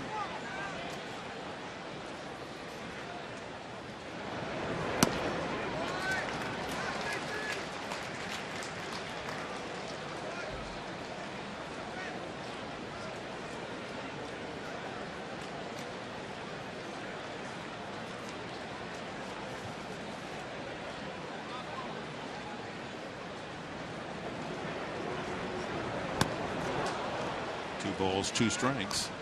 Well, it seems like just when you think the changeup's coming, he'll throw the cutter. Just when you think the cutter's coming, he'll throw the changeup on you. He's mixed in a few curveballs this afternoon. Just at the Cubs this inning, really squaring it up. Hit the sweet spot this inning. Flared back.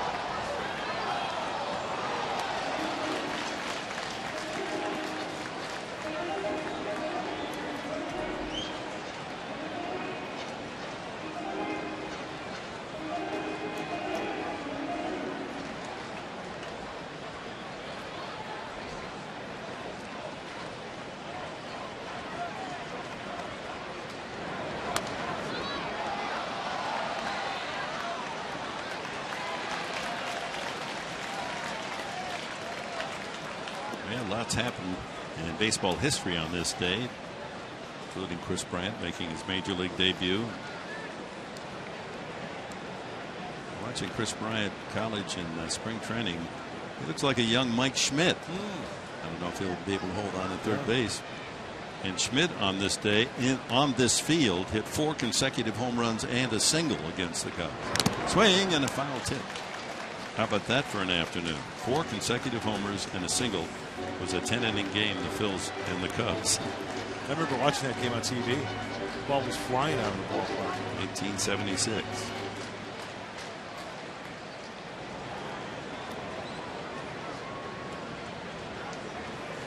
Jackie Robinson, his first major league hit on this day, 47.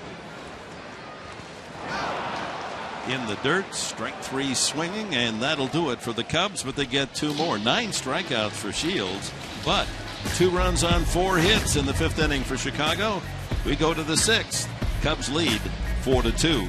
Matt Kemp will be up in the Padres 6th.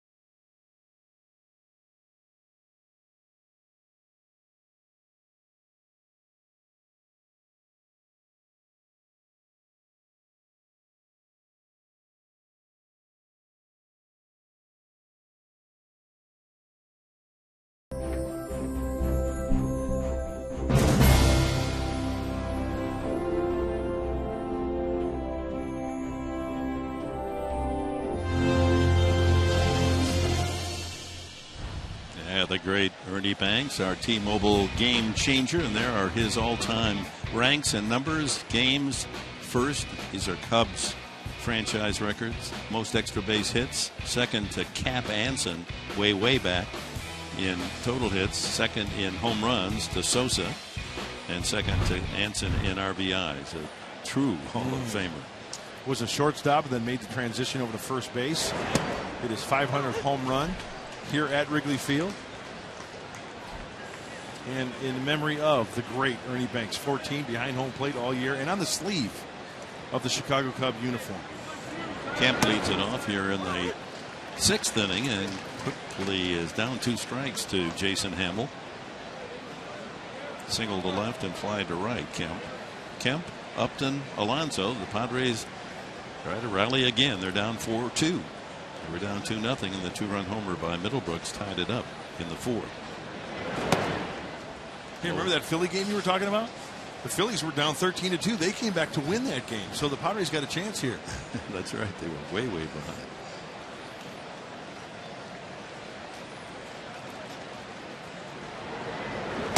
Swing and a miss. Strike 3. 5 strikeouts now for Jason Hamill.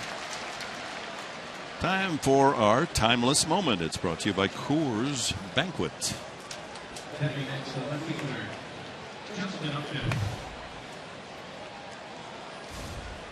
And there it is. Wow. Actually, we're a day apart, are we not?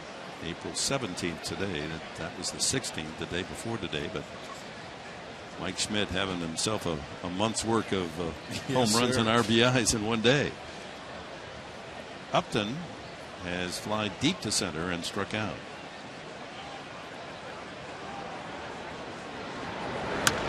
That ball hammered to left, but it's hooking and foul. That's over in the Ferris Bueller seats. That's where Ferris sat on his when he blew off school that one day with Cameron. Hey, bada bada bada bada bada. Hey, bada bada. Swing, bada. That's where he sat, right down there. Yeah, I know. You wouldn't know it if anyone would. Outside, 2-1.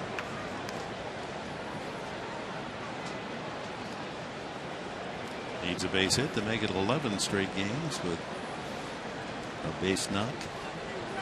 The third time around in the order, see if the Padres can do some damage. High. 3-1. 1 walk and 5 strikeouts for Hamill.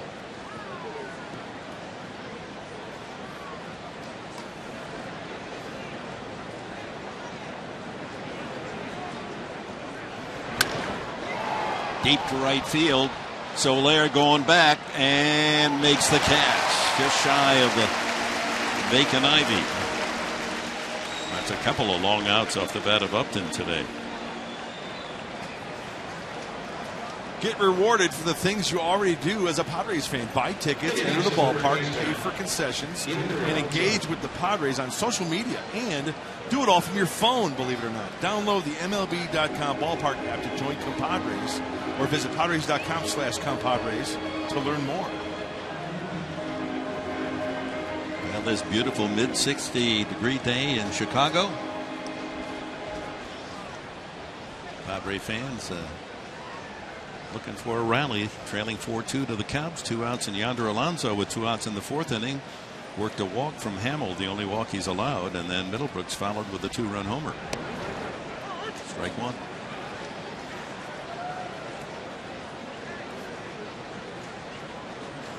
Four runs, 5 hits for the Cubs. 2 runs, 5 hits for the Padres. Sharply hit, fielded by Herrera, and Hamill has a 1-2-3, 6th inning, middle of the 6th, 4-2 Chicago.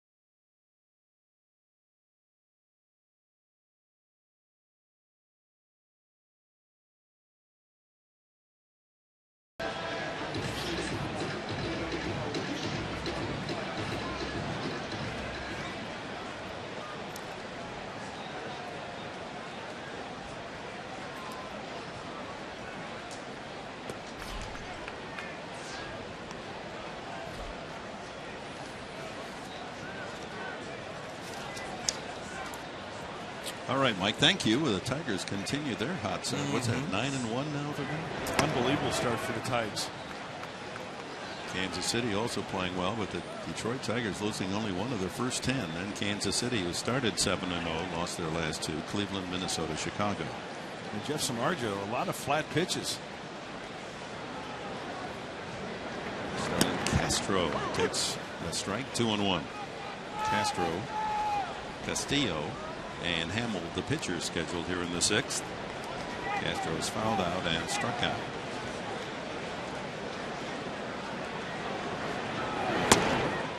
Three and 1. Well, James Shields approaching 100 pitches. That was the 97th cast plate work for the veteran right-hander.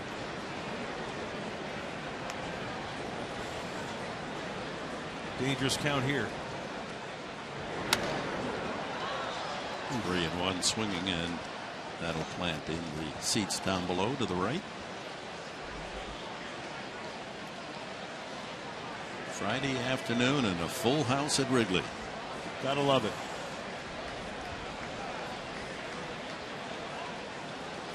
Love a strikeout right here. Ground ball fair, dive by Middlebrooks, the long throw in time. Dug out by Alonso. Great play at both ends. Middlebrooks takes a 2-base hit away from Castro.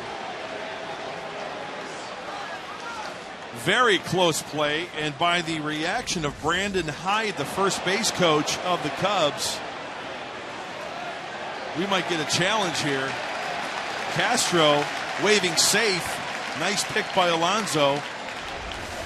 It's a tough call, the first base umpire. He's listening for sound and looking for the foot on the bag, and so when you have a short hop, you get the double sound. Yep. The umpire, chief umpire in this crew, is John Hirschbeck. So a little double check to see whether Castro legged that up. But what a play by Middlebrooks. Nice. Took Very that nice. out of the left field corner. Well, he's shown that glove work over there in that range very nicely. We're waiting to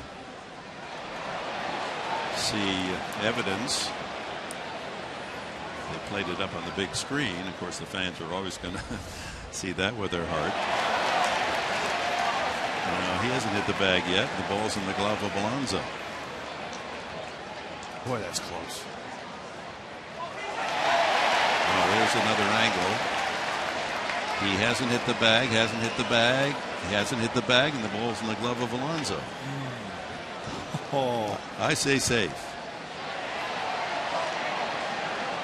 I tell you what, that's one of the closest ones I've seen in a long time. Now, when does the ball hit the back of the glove of Alonso? You know, Dick, I think he might be right. I think he might be safe. You can see the indentation foot on the bag. The bag compresses. It is. Talk about a bang-bang play. Yeah. So, you know what? Being so close, there might be not enough evidence to say, hey, you know what? We got to bang him. It's got to stay, right? Yeah, I agree there. Either way, it's a tough call, and we're about to hear the result. Out. I should have been an umpire. Good call, Professor. Well, what's good about that is it didn't take away from a brilliant play by Middlebrooks at third to deny a base hit. That would have been a double. So the call stands. So Middlebrooks, a 2-run homer and a sterling play there at third. Wellington Castillo, the catcher, up twice, has struck out both occasions.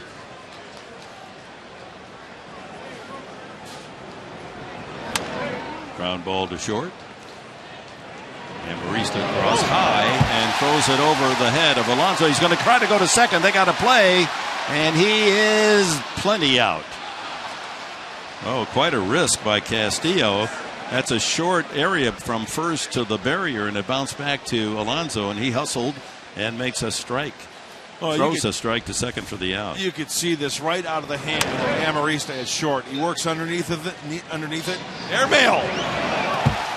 Now, as soon as Castillo makes that turn, he's committed.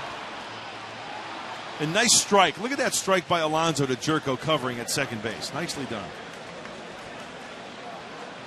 So that erases the gambling Castillo and brings up pitcher Hamill, who has doubled left center field and lined again the same spot, and Upton barely getting there to deny him a second two-base hit. 1-1.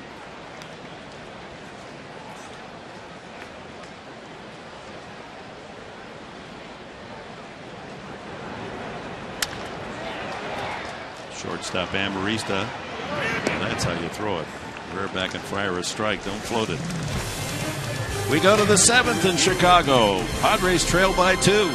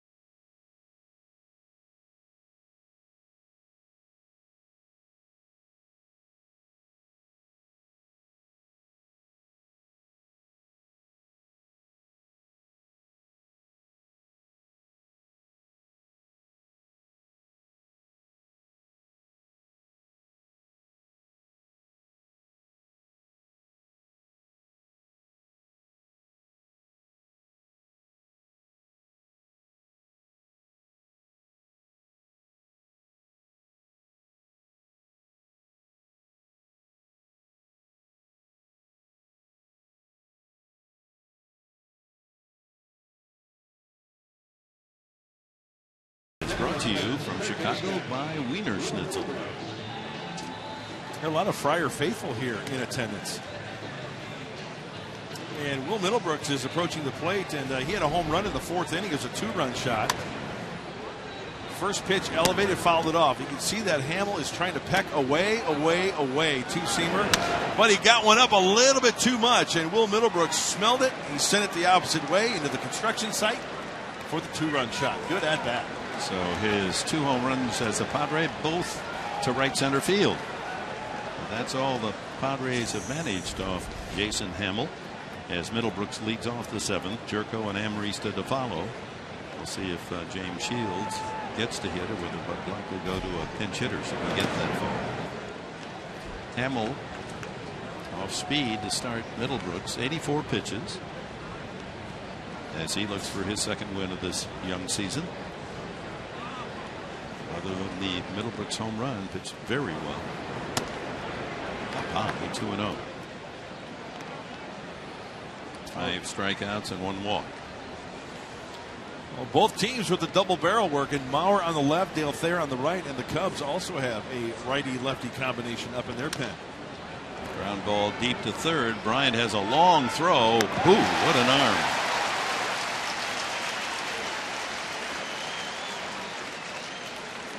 Well, it looks like Chris Bryant has been playing a nice third base, according to me. And Dick, you've seen some good plays at third base as well. Diving to his left and waiting on this one, and then pumping it up across the diamond for the strike. I think he looks okay over there at third base. There's a smile. You can feel good about the glove. It's with the bat, 3 consecutive strikeouts. It has everyone disappointed here, Cubs fans. Jerko has fly deep to center and grounded to third. There's a strike.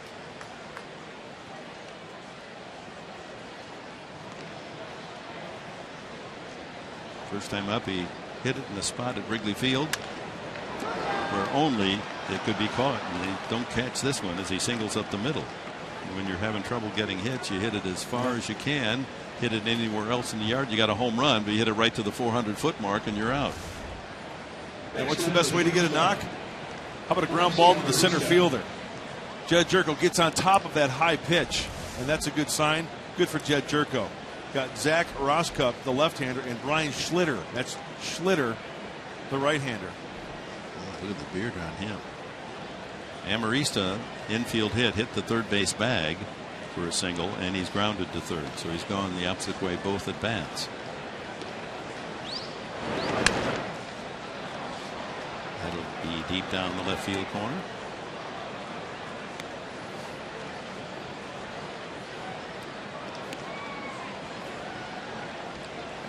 Jan Solarte has a bat in the on deck circle. So he apparently will hit for Shields.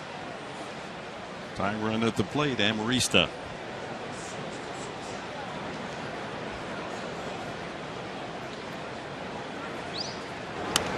And another flare off to the left. You know, the way that Amarista is flaring those pitches off, the outfield for the Cubs, shallow and playing the other way. You know, playing the other way I can see, but man, they are on the shallow side. Swung over that way against Amarista. We all know the little ninja can hit big. Yeah. If he gets an off-speed pitch, get out in front of it. Hole on the right side and a lot of room down that right field line for extra bases. Jerko with the Padres' 6th hit of the afternoon.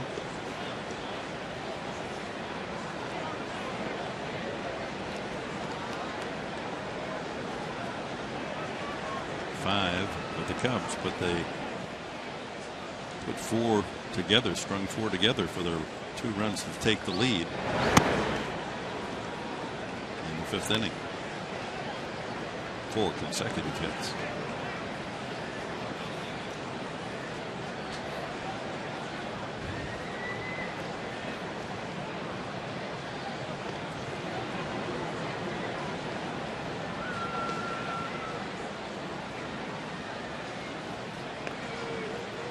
One out here in the 7th. Jerko at first with a base hit. Amarista and the pitcher's spot as the Padres try to get back at the Cubs, trailing 4-2.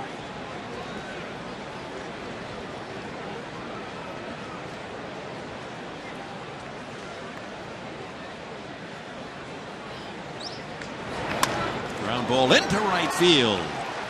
Jerko will have to hold it second as Soler comes up with it. The Padres back-to-back hits from the 7 and 8 hitters, and the tying run on for pinch hitter Jan Solarte.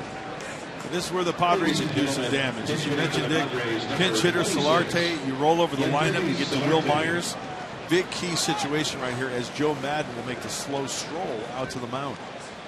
He's going to go to the left-hander. Solarte a switch hitter, so he'll swing around and hit from the right side. As a pitching change is made here at Wrigley Field. Good start from Jason Hamill. He leaves the game leading 4-2.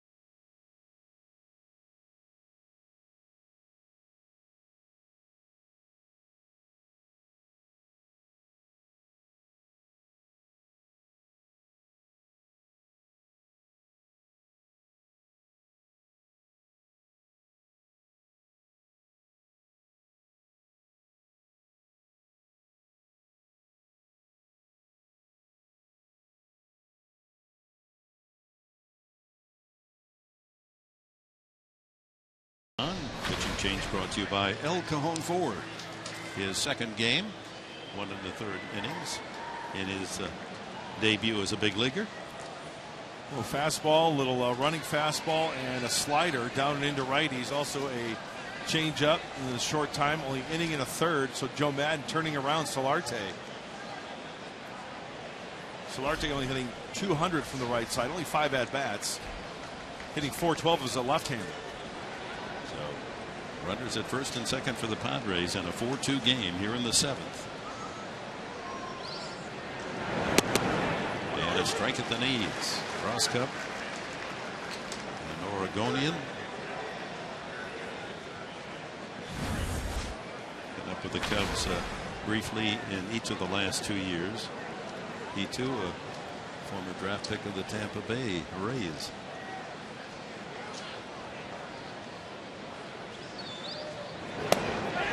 Checks a swing, does not go. Well, let's check it out from the side. Oh, absolutely. I thought he went.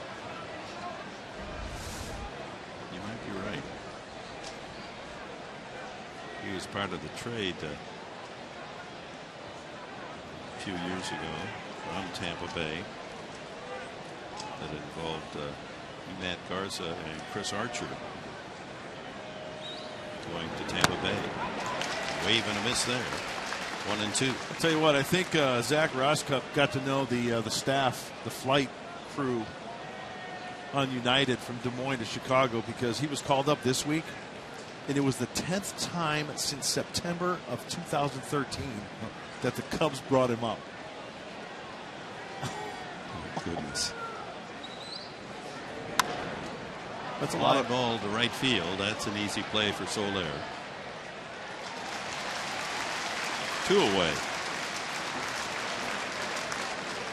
Hey Dick, Padres POV presented by Sequan Casino returns today with an all-new episode, and this week we take you behind the scenes of the new look scoreboard.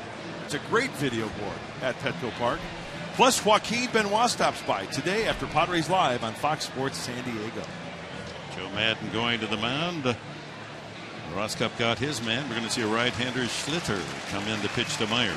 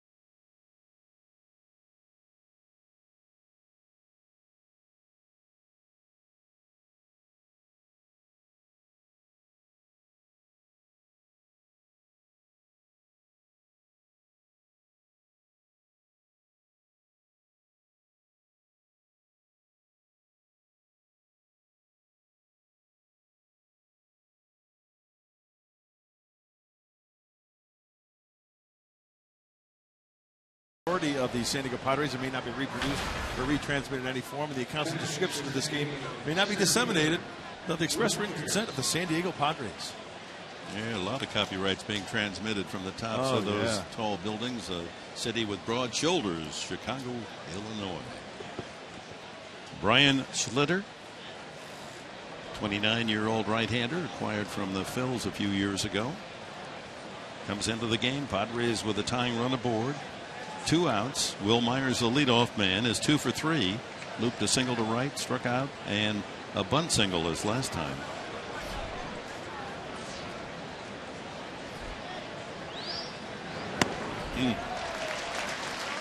Going for the lead with that swing.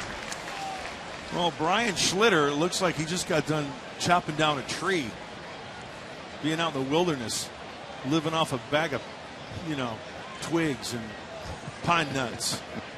He's going straight Duck Dynasty. 3 games, 6 ERA, righty on righty here. Joe Maddon making the change. Jerko and Amaristo board for the Padres. Outside corner, 95 on the fastball. The bullpen has been outstanding through the first 8 games for the Cubs, second only to the Royals. The best ERA in the National League, the Cubs, 1.38. Yeah, and one of the reasons is because Schlitter's got that 2-seam fastball, mid-90s we just saw. Jason Mott also sporting the beard. 2 strikes, he's ahead of Will Myers. No pitch, no pitch. Myers had asked for time.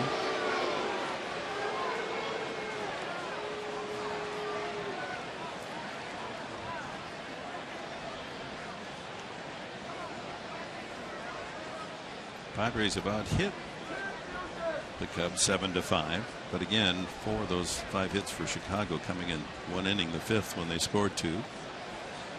Bunch them up. Ball is the call. Castillo was on his way to the dugout, and that really shows up Sam Holbrook.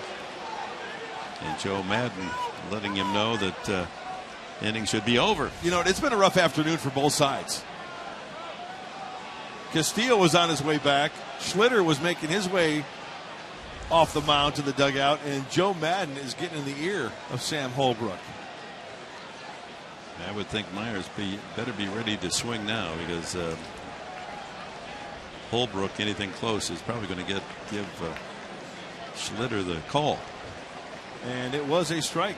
Number 3, pitch number 3, right at the knees. Pitcher's pitch. And there's a deep drive to center field. Myers may have gotten all of that one. It is gone. Touch 'em all, Will Myers. The Padres lead at 5-4.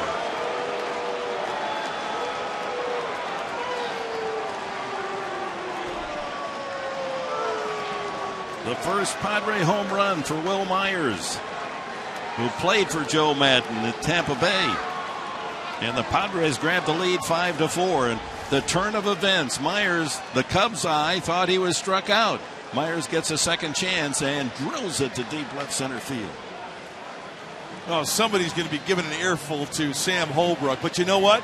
That's a big league hang with him. 2-out, 3-run shot off the bat of Will Myers. Madden's on the mound with Holbrook. He's thrown. He's already been tossed, and you knew that was going to happen. He said, your bad call just cost us 3 runs. That's exactly why Madden went out to the mound, to act like it was a visit and waiting for Holbrook to go out there and break it up so he can get an earful. Well, you can't blame him. If you were Bud Black and you didn't get the call, the inning should have been over, and somebody hits a 3-run homer. And he's getting his money's worth. He's going to follow Holbrook all the way to the concession stand. He's not letting him get away. And now John Hirschbeck comes in to try to help out. Meanwhile, Will Myers, you can't take away from Myers the fact that he drilled that one to deep center. So Maddon, cheered by the Cubs fans, fighting for his team, gets the heave-ho. The Padres, meanwhile, have a 3-run shot from Myers, who has 3 hits today. And this is what makes it exciting about this 2015 edition of the Padres. Where are you going to find the long ball anywhere in the lineup? That'll bring up Derek Norris. Hit the ball hard a couple of times, but nothing to show for it. Inside, ball 1. Let's go back to the pitch that Castillo and the Cubs thought was strike 3. That's a strike. Yeah, it really was. Well, the Fox track confirmed that. And then the next pitch, right down the middle, and Myers punishes. Will Myers circling the bases. He cannot wait to get back in that dugout and start talking to somebody. Looper on the infield, and second baseman Herrera squeezes it. Fans unhappy. You can't blame them. The Padres could care less. They've taken the lead 5-4. Will Myers' first home run of the year. A 3-run shot to center. And Joe Madden with an early shower.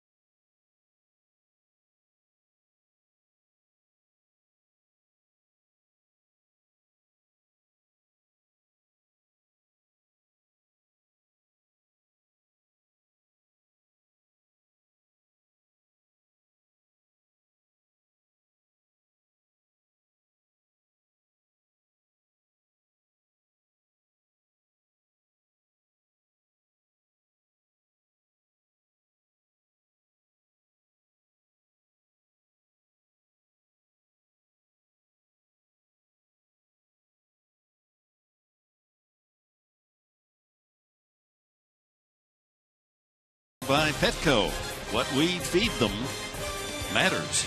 And by your San Diego Lexus dealer. So Dale Thayer comes on to pitch for the Padres here in the bottom of the 7th. Jonathan Herrera will lead it off, and then the top of the order for the Cubs, and the Padres lead for the first time today 5-4. Well, Dale Thayer, we get late into the game, a 1-run lead, and see if this bullpen can hold it. James Shields, pitcher of record, right? When those runs were scored, and the Padres taking the lead. And Hamill, well, he loses a chance to win, and the game now belongs to Schlitter in the one pitch. Chris Rierick, the lefty, gets ready. And Thayer falls behind Herrera 2-0. Herrera single and a sacrifice. There's a strike. 91.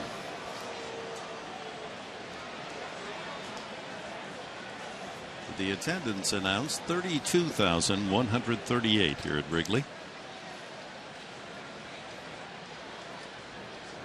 Squares and takes strike 2. You know, I got to be honest with you, Dick. As we take a look at the great crowd here at Wrigley, it's been a rough day behind the plate for Sam Hallberg. That ball right there off the plate, Dale Thayer getting a call. It's been working both ways. Just one of those days. 2-2. Grounded to the left side. Amarista charges, and a quick throw for the out. Dexter Fowler, switch hitting leadoff man, has a single and 3 at bats, scored a run. Jorge Soler to follow. Rierick getting ready. Anthony Rizzo a couple of batters away. So the Padres, all 5 runs on home runs. A 2-run shot by Middlebrooks to right center, and the deep drive to left center off the bat of Will Myers, a 3-run homer.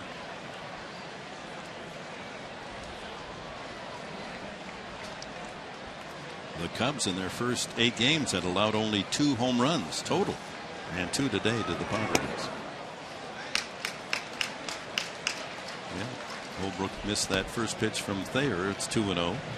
So it's gone both ways, but it's been much more severe for the Cubs because one pitch after a bad call, the 3-run homer. Saw Pedro Strop warming up for the Cubs in their bullpen, the right-hander. He's getting ready quickly. Padres will have Kemp, Upton, and Alonso in the top of the 8th.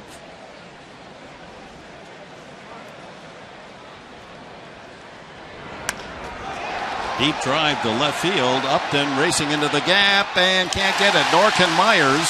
And the ball hooks up into the brush there. There's the ball stuck in the ivy, and that'll be a double. Fowler continues to round the bases. And with the ivy out there, then you see this all the time. Ball disappears. Fans are mad because you can see the ball. It's back behind the brush. And Fowler will be asked to return to second base. No, that's not a triple. That's 2 bases there. Fowler trying to get 3 bases out of that one. And Fowler a couple of hits today. Well, Dave Martinez, the bench coach for Joe Madden, since he was ejected, is now the acting manager for the Cubs, and he wants to have a discussion with the umpires. I mean, just because you can see the ball, it's stuck. It's stuck in the vine. It's like a ball getting stuck in between some pads, you know. Boy, Myers came from a long way. It looked like it was going to be Upton's ball. Myers covered a lot of territory. He didn't catch the ball. Look how far he comes to almost make the play. Now, if the outfielders, if Myers or Upton, they reach for that ball, if they go in and reach for it, it's a hot potato. It's a live ball. But because it's obstructed and it's stuck in the vines, that's a ground rule double. And for Myers, after he crosses and goes beyond the entry of the ball and looks back, he can't see the ball. Right. He didn't know where it is. What do you want him to do? Go digging through the brush to try to find it? And although now the fact that we have a discussion might be of some concern to Bud Black and the Padres. They don't seem very certain, do they, the umpiring crew? Looks like Bill Welke's doing the majority of the talking right there. Welke's the first base umpire. It's just like if there's pads on the wall. You know how they got those little slits in between. If the ball gets stuck in there, it's obstructed. You can see it, but still, if you go for it, well, then that's a different story. Now, what are they going to do? Ask New York to decide it for them? It's a ground rule double.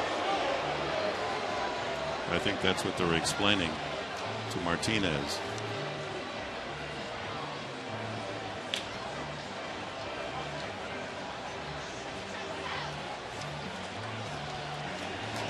What do they have to review?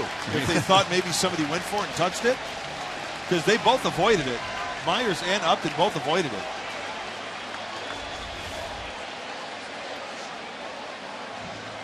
Boy, he almost did get that in the webbing. See, as he goes by here, now where is the ball? He doesn't. You can see it from this angle. Right, and Justin Upton with his hands up, it's obstructed, it's caught, it's wedged in there. See, if the ivy was grown, then he would have disappeared, and that's not even an issue. But the fact you can see the ball makes it tempting to have a recall. 2 bases. Yeah. That's the right call. You should have been an umpire, too. We've got a future in this game. Well, if both of us are going to be umpires, you're going to be the crew chief. Okay. I'll take it. So Fowler did his part. He continued to circle the bases just in case. Well, in the middle of the season, after the ivy's in full growth, and you go out there and shake it, you might get 7-8 balls come out. Exactly. Because the batting practice balls go in there. Yeah. Baseball sticks and vines on bleacher wall double. That's part of the home ground rules. But nevertheless, the time run out at second with 1 out, and Jorge Soler, RBI single the last time, whistled one back through the middle against starter James Shields. And then Anthony Rizzo, Reary continues to stay loose in the bullpen, the lefty. He takes good swings. Oh, man. He doesn't hold anything back.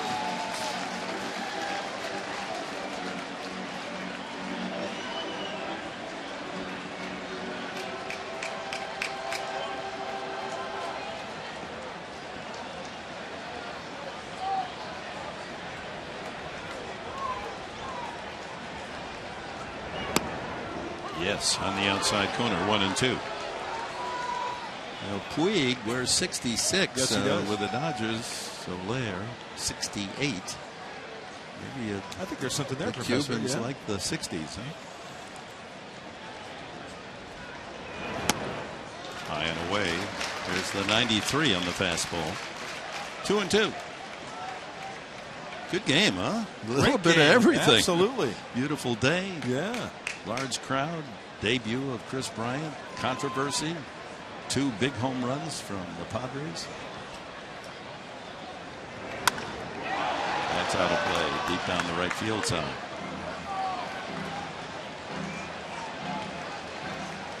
And it's day baseball, and we're going to have 2 more day games. That's a rare treat since the lights were introduced here at Wrigley Field, the last Major League team to put in the lights. So we'll be back with you tomorrow morning and again on Sunday morning, 10:30 time. Tyson Ross tomorrow against Kyle Hendricks. Hendricks born in Newport Beach and went to Capistrano Valley High School. He'll be on the mound for the Cubs. And then Sunday, Andrew Kastner against the Cubs. And John Lester, the big acquisition. Swing and a miss, strike 3. 93 fastball and first strikeout for Dale Thayer. Our Ram Trucks tool of the trade focuses on Derek Norris behind home plate. Remember the homestand? Derek Norris behind the plate. Inciarte on third base. He tries to steal. You've got the front door closed with the right-handed hitter. So you got to step back, create a throwing lane.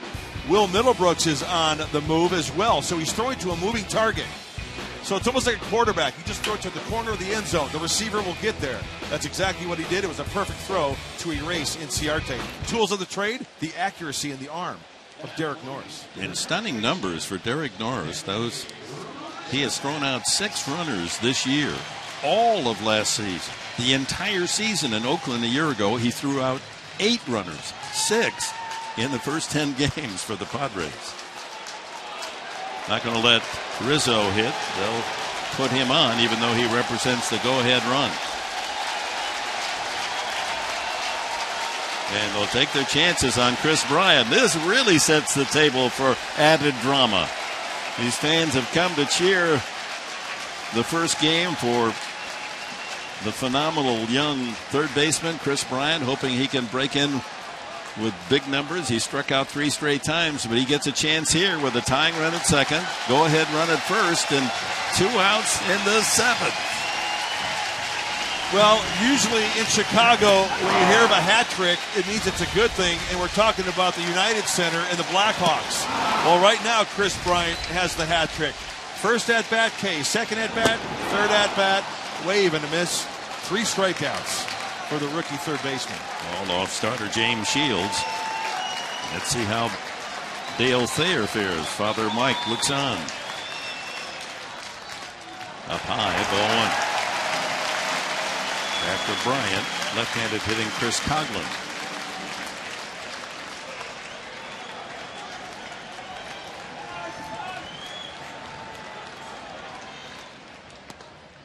One and 1.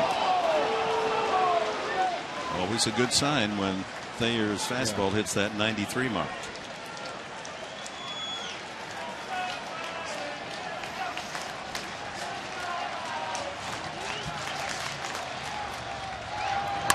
Ground ball to third. Middlebrooks takes the unassisted out at third base, and the inning comes to an end.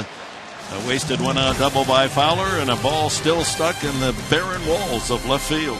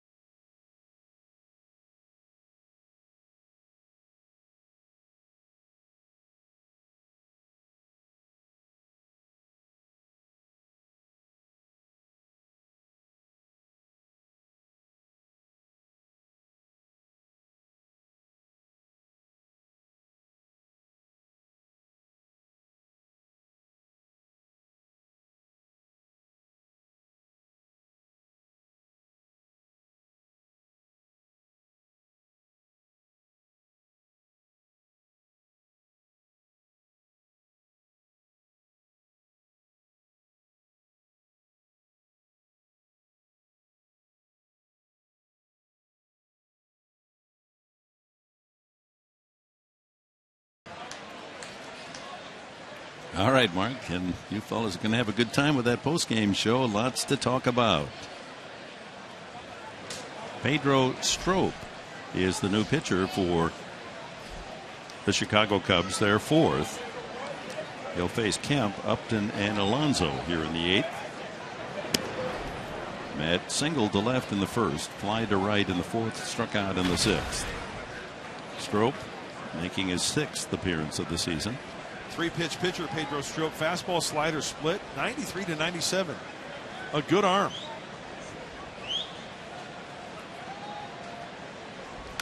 Ground ball to the left side, and Bryant at third has another chance, and Rizzo dances for the out.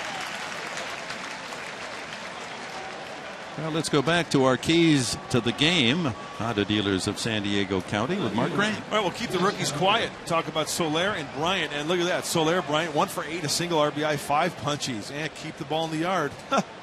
Padres, no home runs allowed. Nice job, pitching staff. Hence the 5-4 lead. Good insights, as always, Mark Grant. Oh, thank you, sir. Pedro Strop from the Dominican Republic. He's now 29 years of age against Justin Upton, looking for a hit. This may be his last chance to extend his streak to 11. He has sent 2 deep drives, 1 to center and 1 to right, warning path outs, and struck out 0 for 3. Joaquin Benoit, he of 3-0 early in the year. 6 wins for the Padres, 3 on his chart. Good timing. Pitch the 8th inning and get runs in the bottom of the 8th, and it's your game. You know, you might see a lot of that this year with relievers coming in games either tied or trailing, and with this power punch that the Padres lineup have, you know, the lead changes hands, and that's when the reliever gets credit for the win.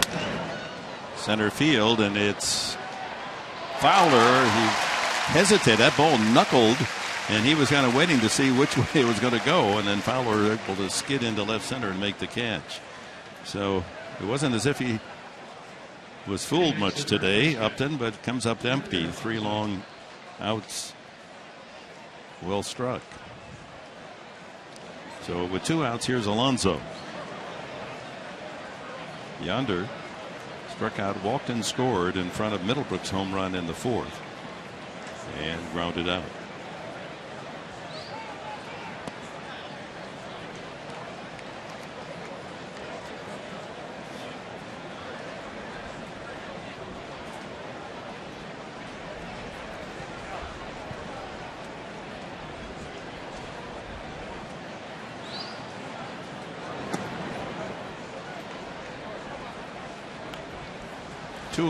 To Yonder.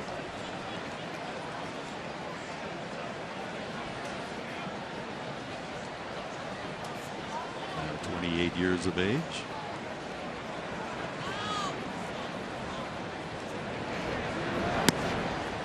Away 3-0. Walked for the 7th time this year, and that led to the run as Middlebrooks brought him around on the home run.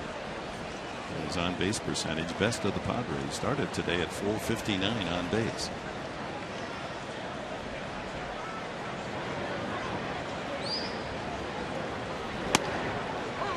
Barrels that strike in the upper inside corner. Fastball's pretty straight from Strop, as I mentioned earlier. You can get it up there at a 96, 97.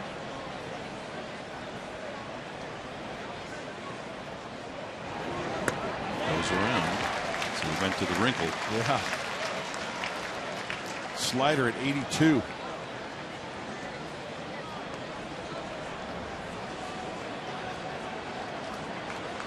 Well, Yonder Alonso, this being his 4th at bat, he has seen 20 pitches today. 21 make that. Sends that one into the crowd. Count remains full to Alonso. If he is successful, it'll be Middlebrooks again.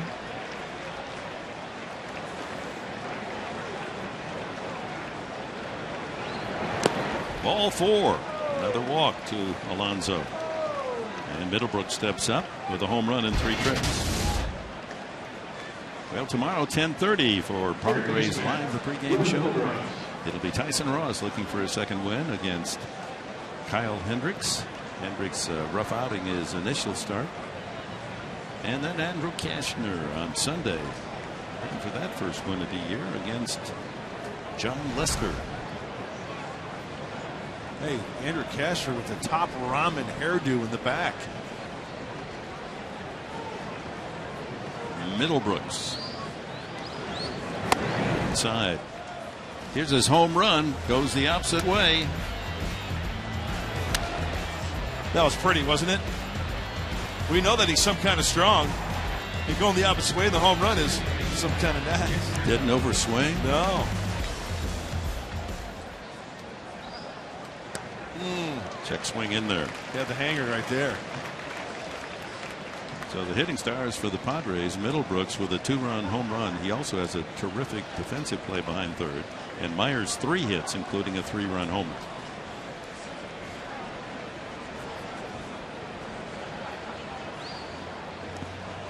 Breaking ball fooled him.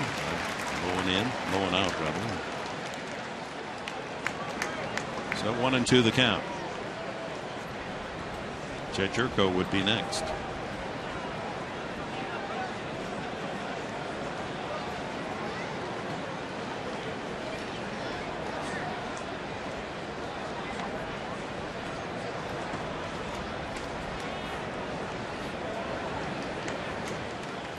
I'm guessing after that last pitch, Dick, that he's going to go outside again with another slider.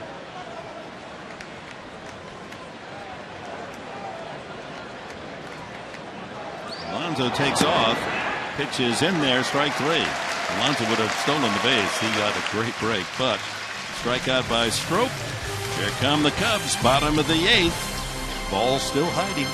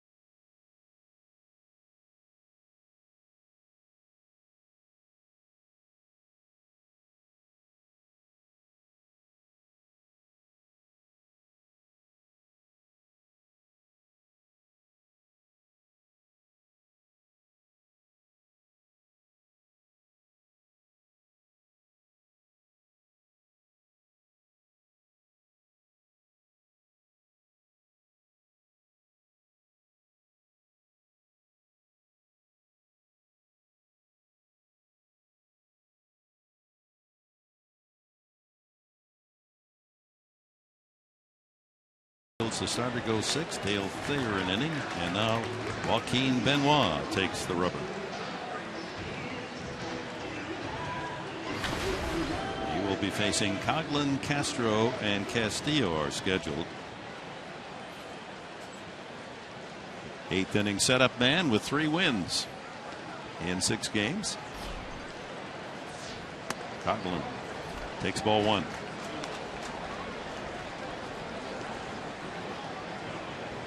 So the blueprint for the Padres is looking pretty good here as we go into the 8th inning. Got your 8th inning guy, Joaquin Benoit. And Craig Kimbrell, I'm guessing, will be the 9th inning. 1-1. Day off yesterday, Dick, and Darren Balsley says everybody's good to go in that bullpen. Darren Balsley told me something that was a bit surprising, not shocking, but surprising. He said, and we were talking about Brandon Morrow and the 2 outstanding starts he's had, but no wins. Right. He said, just hurts him that he hasn't had a win because he's pitched that well, and people don't recognize you away from your team unless they see that win-loss. He said, I said in spring training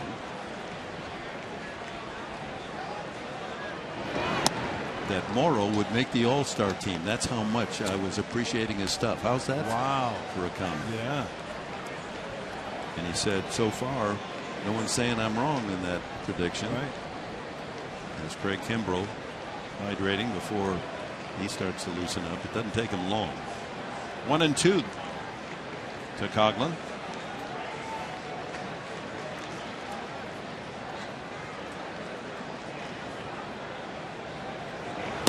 Swing and a miss, strike 3.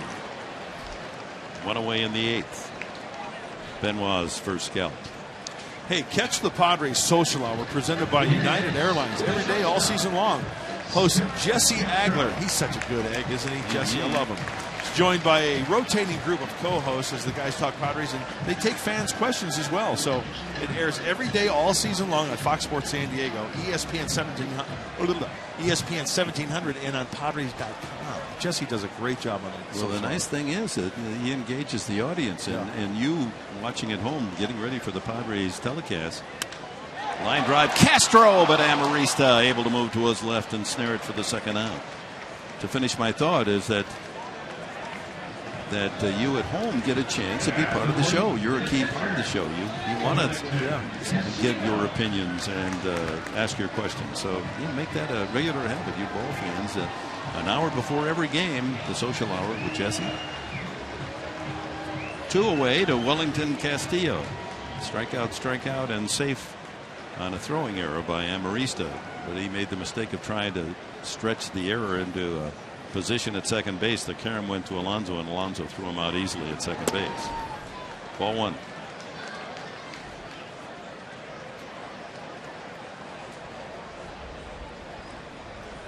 Pitcher spot is due next. The Cubs have their closer warming up, Hector Rondon. And the Cubs bullpen, he's just kind of waiting to see what happens. 2-0.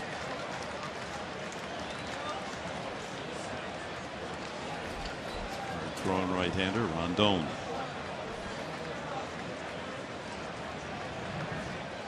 Padres lead at 5-4 here in the bottom of the 8th inning. 2 gone. Bases empty for the Cubs.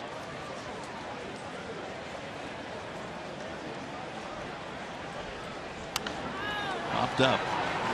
Alonso calling for it in foul territory. A 1-2-3 inning for Benoit to the 9th. Padres 5, Cubs 4.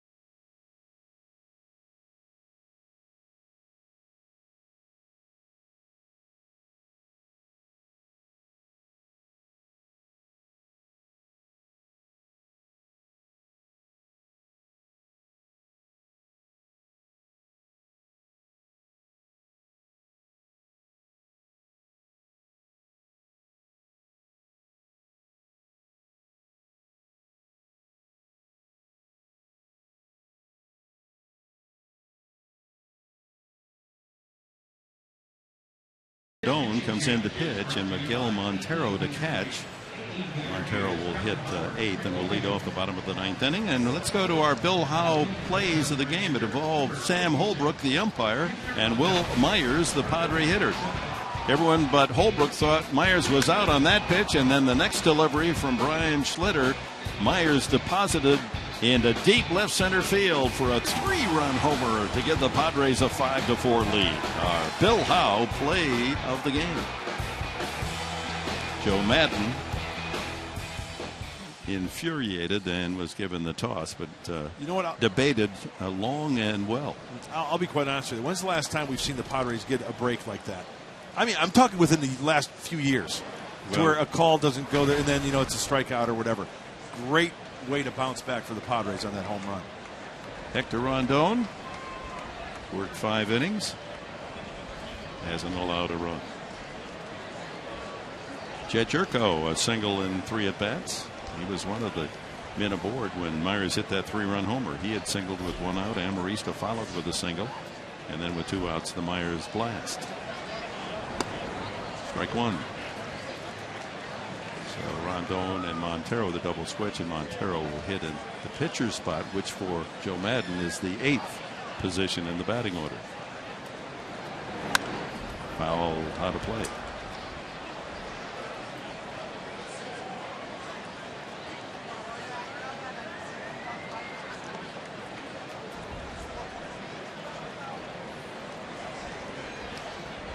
Kimbrel awaiting his turn in the bottom of this inning, the 9th. It'll be Montero, Herrera, and Fowler scheduled. Ball gets away and into right field, and Jerko's aboard. Herrera charged with a miscue. First error by the Cubs today. Hey, this is the time to add on. Error underneath the guante there of Herrera. Time to make it hurt and get a little insurance late. Amarista has had a pesky day as far as the Cubs outlook. A couple of hits and 3 at-bats, scored a run.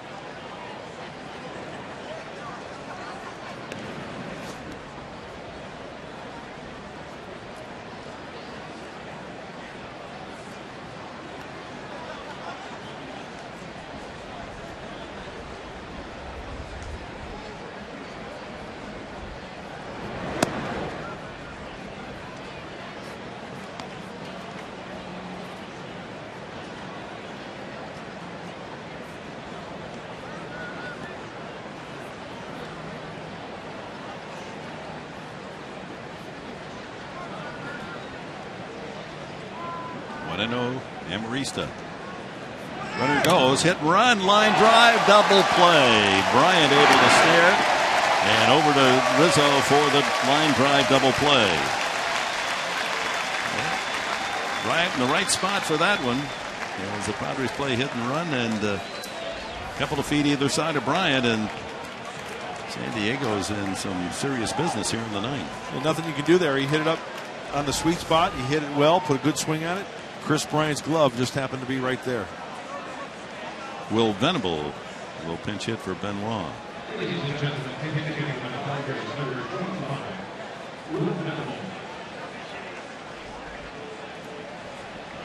Venable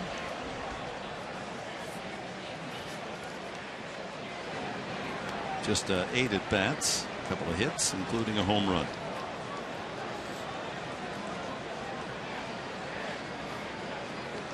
Looking ahead to the Cubs' 9th inning, it'll be Montero, Herrera, and Fowler again. Strike 1. 96 on the fastball. So Bryant at third base. A couple of double plays he's initiated. One on the line drive, another on a round the horn double play. Back in the first inning. Off the bat of Derek Norris.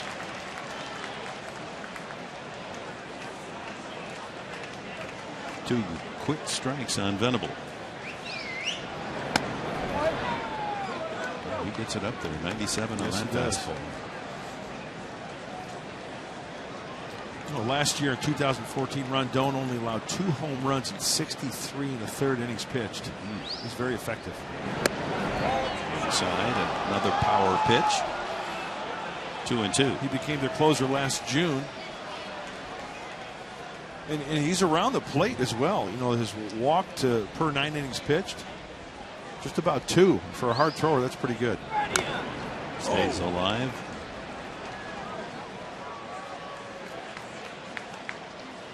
Hey, stay up to date with the latest in Padres baseball news at the Friar Wire blog. Get every post delivered right to your inbox. Start following today at Padres.com/FriarWire. Oh, yeah. They're here in full force. Clip foul. Well, Rondon is 27 from Venezuela, and last year he converted his last 15 save opportunities, 29 in all as the closer for the Cubs.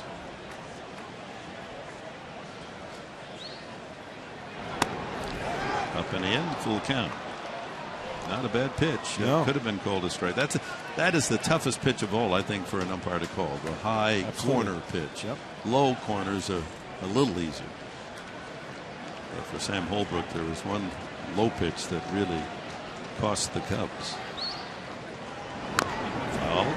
Good at bat for Venable. Stays alive, and he's worked the count full. Will Myers would be next. 9th pitch of this at bat.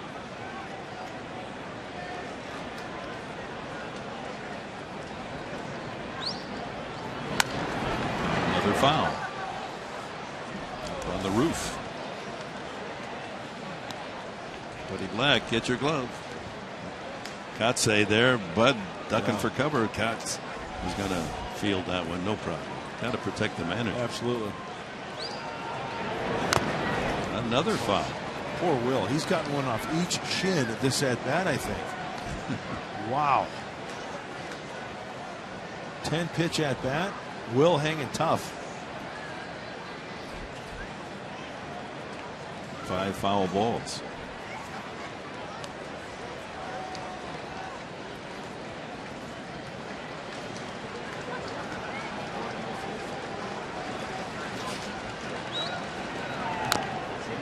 Another.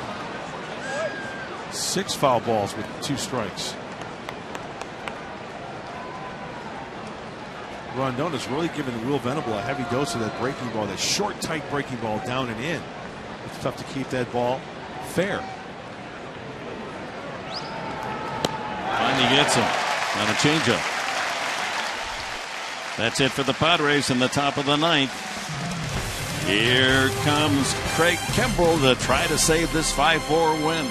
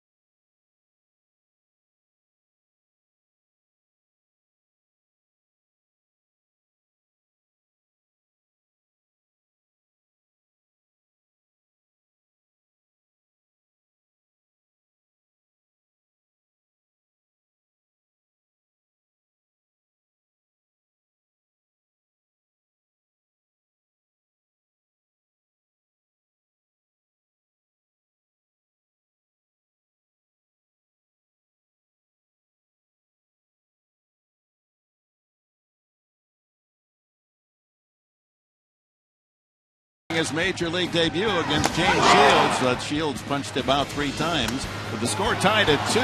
Solera base hit up the middle, made it 3-2 for the Cubs. And then Rizzo off the first base bag, a double, and Chicago led 4-2. That was back in the 5th inning. But After this pitch, no strikeout. Will Myers gets another chance to swing, and he does some damage. 3 runs worth. And the Padres take the 5-4 lead, and Joe Madden furious over not getting the strikeout call that would have ended the inning. He gets the heave-ho, and they offered a full Shakespearean recitation on his way to the dugout. So here we are, bottom of the 9th, 5-4. Montero fouled at the plate. Kimbrel, let's look at how he's done so far in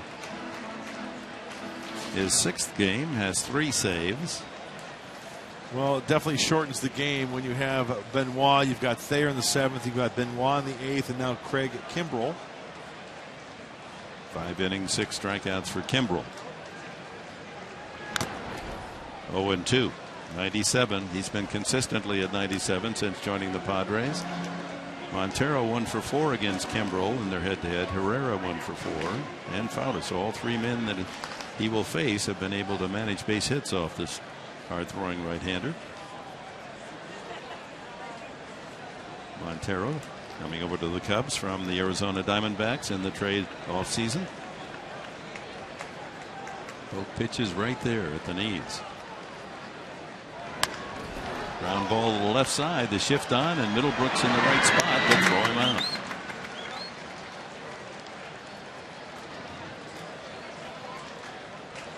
Well, time now to check the Cholula flamethrower with Craig Kimbrel. He's got up to 98 from the closer of the San Diego Padres, and that's rubbing a wrinkle in a new baseball.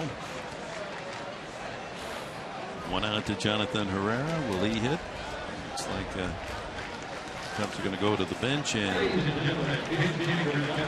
Alcantara.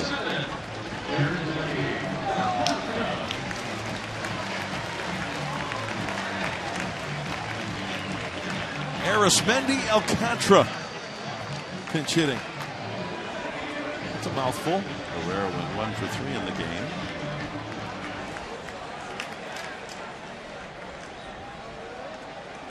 Ari Alcantara. I like how you shorten it. I love it. 1 out. He went around. Tough not to offer him. You get ready for that 97-mile-an-hour heater, and if it's off the plate and you've started to commit. Ooh, tough go-around, too, for a pinch hitter. Facing Craig Kimbrel? Are you kidding me? Good luck. Oh, then he bends one into the strike zone. 0-2. How do you get ready for that one? Outfield swung around to the opposite field for Alcantara.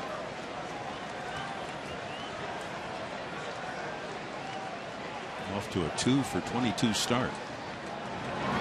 He goes around again. Strike 3. Boy, that was a weak at bat. Blown away. 2 away, and the Padres are 1 out away from a big win. Top of the order, Dexter Fowler, 2 for 4. Good morning, good afternoon, good night. Manny, Mo, and Jack. Mo, Larry, Curly. Uno, dos, adios. Fowler lined to left, grounded to first, lined a single to center and scored in the 5th, and doubled into the leafless ivy wall in left field. The ball sticking in the brush, and he lines another one. Boy, 3-hit game for Dexter Fowler. Wasting no time lining that base hit to center field, so the tying run on, and the winning run comes to the plate in the form of home run hitting Jorge Soler.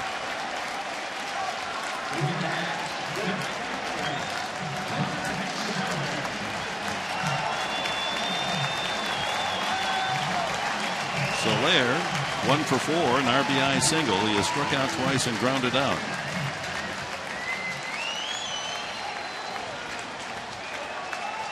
Fowler is a good base stealer.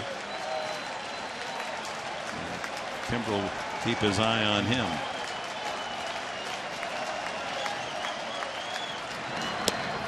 Fastball, called the ball. Not quite enough of the corner.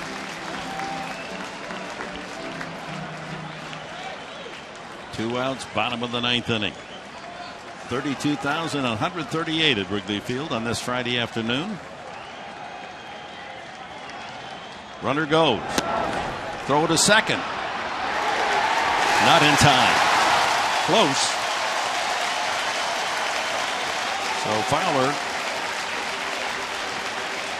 moves himself into scoring position with 2 outs in the 9th inning. Well, it's a fastball that's down, but Derek Norris does a nice job and a nice pick by Jed Jerko, and he just gets his hand in there. Fowler, outfield part of the bag. It was close. That was close. Fowler's 3rd stolen base. And the count now in Solaire's favor, 2-0.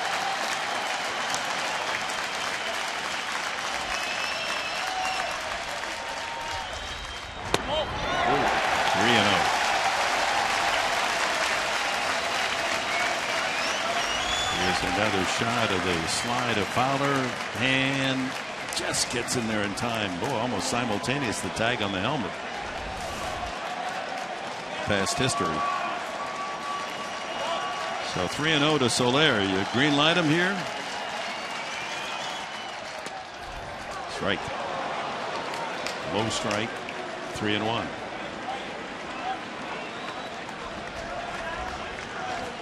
Anthony Rizzo on deck. Well, the only reason why I would say not to green light him there is just for that reason. If he walks him, you got Rizzo the chance to do something.